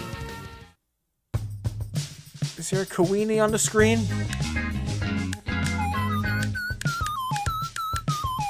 Okay, well, data load, I guess? I don't know what, I guess I have to go through every chapter to find this fucking thing. What's a kiwini? Alright, let's just go through the start. We just gotta click real good. There's a kiwini. We need a kiwini. We need to find the kiwini. What does that mean, though? Like, is there a kiwini on the screen? Just click everywhere. Just click everywhere. Okay. I have no idea what I'm looking for, but we gotta find it. Are you kiwini? Hey, oh, it's Aunt Bunko! What's going on, Aunt Bunko? I'll wear jogging pants and a polo shirt today. Should I shave? Yeah, shave. Why not? Oh, shit. Oh, did the wrong thing. Okay, kiwini. Is there a kiwini somewhere here? Alright, so we can eat. Are one of these a kiwini? Is this a kiwini? Kiwini? Kiwini. Oh. Should I show disapproval of the meal? I didn't know you could do that. That's funny. Well, okay. Fresh fish. Take a different food. I kind of want to tell her to go fuck herself. Honestly, that sounds kind of funny. Yeah, I don't like your food. What the fuck is this garbage food? Oh shit. Get this out of my sight. Oh, I'm sorry, Ricky. I tried something new today. I saw you like I cleaned it up. Oh, this is really nice. The mouse might have changed. Ah, true. I don't think so, because it started as Pocky before. Although now I am kind of curious, but I used to find this fucking kiwini. Where's the... Click. What the fuck is a kiwini? You're a kiwini? Hello, Hiroshi. Good seeing ya. Always a blast. It's me, Hiroshi. It's Hiroshi, yeah. Okay, it's not here. Tried Googling it. Damn. Alright, well, we just gotta... Okay, let's go backseat, I guess. Oh, yeah, I'm in the back. Oh, the back seat. Smell of a new car. Yeah. Alright. Okay, okay. Oh, fuck. Clicked out of the game. Start this... Why are you back here with me, Hiroshi? This is weird. Sure, don't you want to drive? Okay. Kiwini. It's probably in the forest somewhere. Or did it say? Well, I honestly don't know if it said or not. I'm not gonna quit, I guess.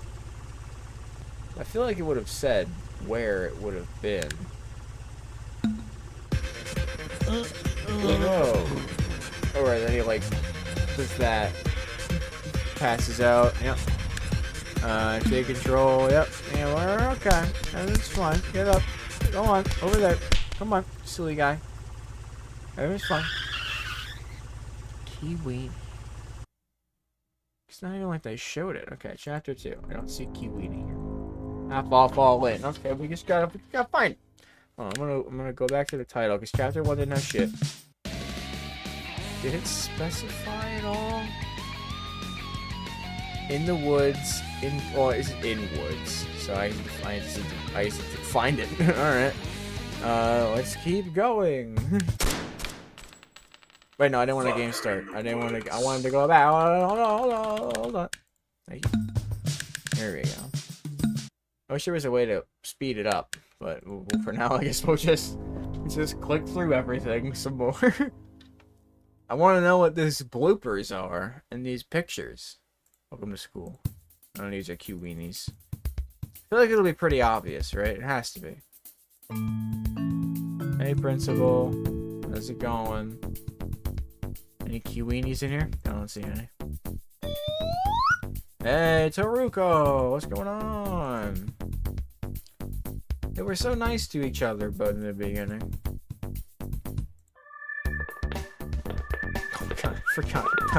I forgot this is how... Oh, Jesus. Hello, Sakura. Sakura. Alright. Do you have a Kiwini anywhere? Oh, this. No, not that. Oh, damn it. Good hot dog. That's delicious. Out of the way. I want to... What's over there? Nothing. Okay. I feel like it has to be something I can click on. I don't think I'm able to click on these, so... I'm just gonna make a bold assumption that I can click through these. Oh, the muffin! Yeah, I remember the muffin. Yeah, they got they ate the muffin. His brother's been missing. And holy shit! Oh, I almost want to listen to this again. It's almost exciting. Then they send him a video. He's running. Don't say that. He's got audio. He's a beast. It was definitely Hiroshi. It's a wolf? I don't think so. We have to do something. Sakura is right. Are they right, though? I don't know. Jen might have been murdered by a werewolf. I missed this. Missed this in The Mysterious Hairy Beast. Stalks in the Moonlight. I didn't read that last time. Oh, shit! I'm afraid. Okay. Sir, you're not being helpful. And there's no Kiwinis anywhere. Unless you're the Kiwini, sir. I don't know who that is, now that I think about it. Alright, we're all getting in the car. Chapter 3. We're blasting through. We got this. This will be easy. This will be so easy. Alright. Kiwini? Cactus. Kiwini is not cactus. We know this now. Miko Haruko is still doing the hand thing through the car. Someone shot that cactus with an arrow. I remember that. Snacks. Okay. Can I touch stuff? Okay, hold on. Here. Right? Maybe? There's lots of fruits. Kiwini. I just... Everyone move out of the way. I'm trying to click stuff. I self-suck. Well, yeah, I still self-suck. Yeah, it's me. This is who I am. Yeah, there's no Kiwini there. I was pretty confident they would show up in that bowl of fruit, but I guess not. Is that the whole chapter? Oh no, okay, we're here now. What's this? This is nothing. Okay. I'm determined. Okay, we're going crazy now. Oh, well, the car farted. I forgot the car farted. That was a memory.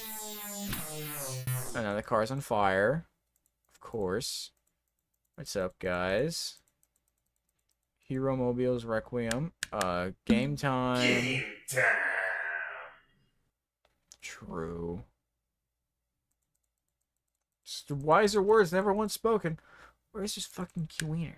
Strangle Hiroshi. Oh my god!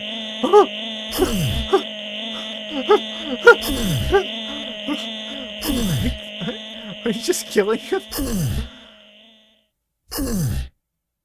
Alright. We should have done this a long time ago. Yeah. Eat this Pocky. Did we do it? Oh, that's game over? What do you mean it's game over? It's fine. You murdered Hiroshi? Alright, fine. We'll do it your way, video game. True that. You know, I'm kind of happy that that happened. Come on, come on, come on, come on, come on.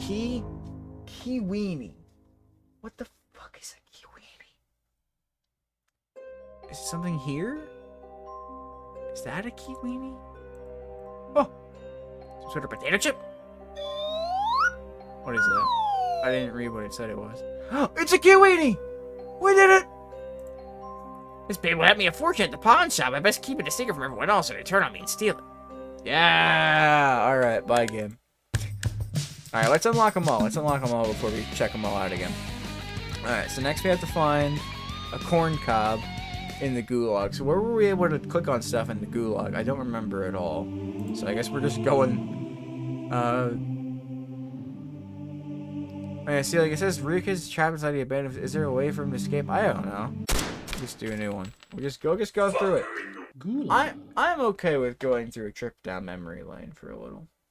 This is good. This reminds me of home. Snake in the garden. Good stuff. There's no... What am I looking for? Corn cob. Corn cob should be easy. Corn cob's gonna be pretty easy to find. I feel like that's not a problem. Alright, we started on the beach in this one. It's gonna be Jones! Oh, I forgot that was chapter 2. Man. What a world. Do you have a corn cob? Anyone here have a corn cob? Alright, beach guy. What's up, John Beach? How's it going? You can leave now. I don't know, sir. I don't know what you're asking me, so... I don't know what to say. I'll go... I forget what I did last time. I'll just collapse in the sand for a while. Did I lose? Oh no, okay. I just lost. It's okay! Wake up. Wake up, thank you. I can't click on corn in your dream, sir. It's Jones! What's up, dude? This guy's such a gamer. Corn cop? No, it's a high five. That was the sound of a high five. I'll have to go hang with the bud. Sounds good, man. Here, you know what? In that case, while you're still here, let's check out this blooper. Bloop Master Jones! Oh, it's right where we were! Wow, what a world. Hello, you guys!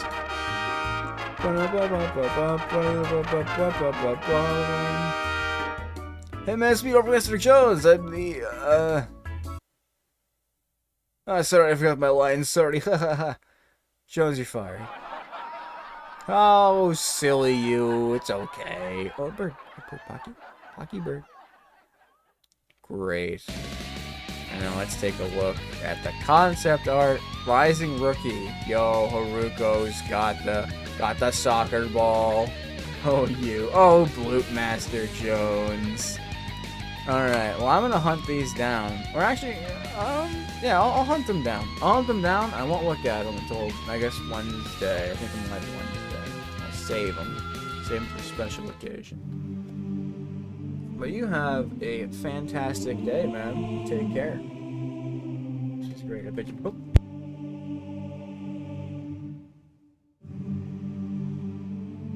See ya, man. Alright. So let's we just gotta click through here for a while. Actually, I should probably go too. If I leave now, I won't actually have to go. I'll have to call in the car. So honestly, I'll do this another day. So in the meantime, oh, it's me. I'm here. forgot the camera was on. Hello, everybody. I gotta go. I gotta go. I have to get ready for work very fast.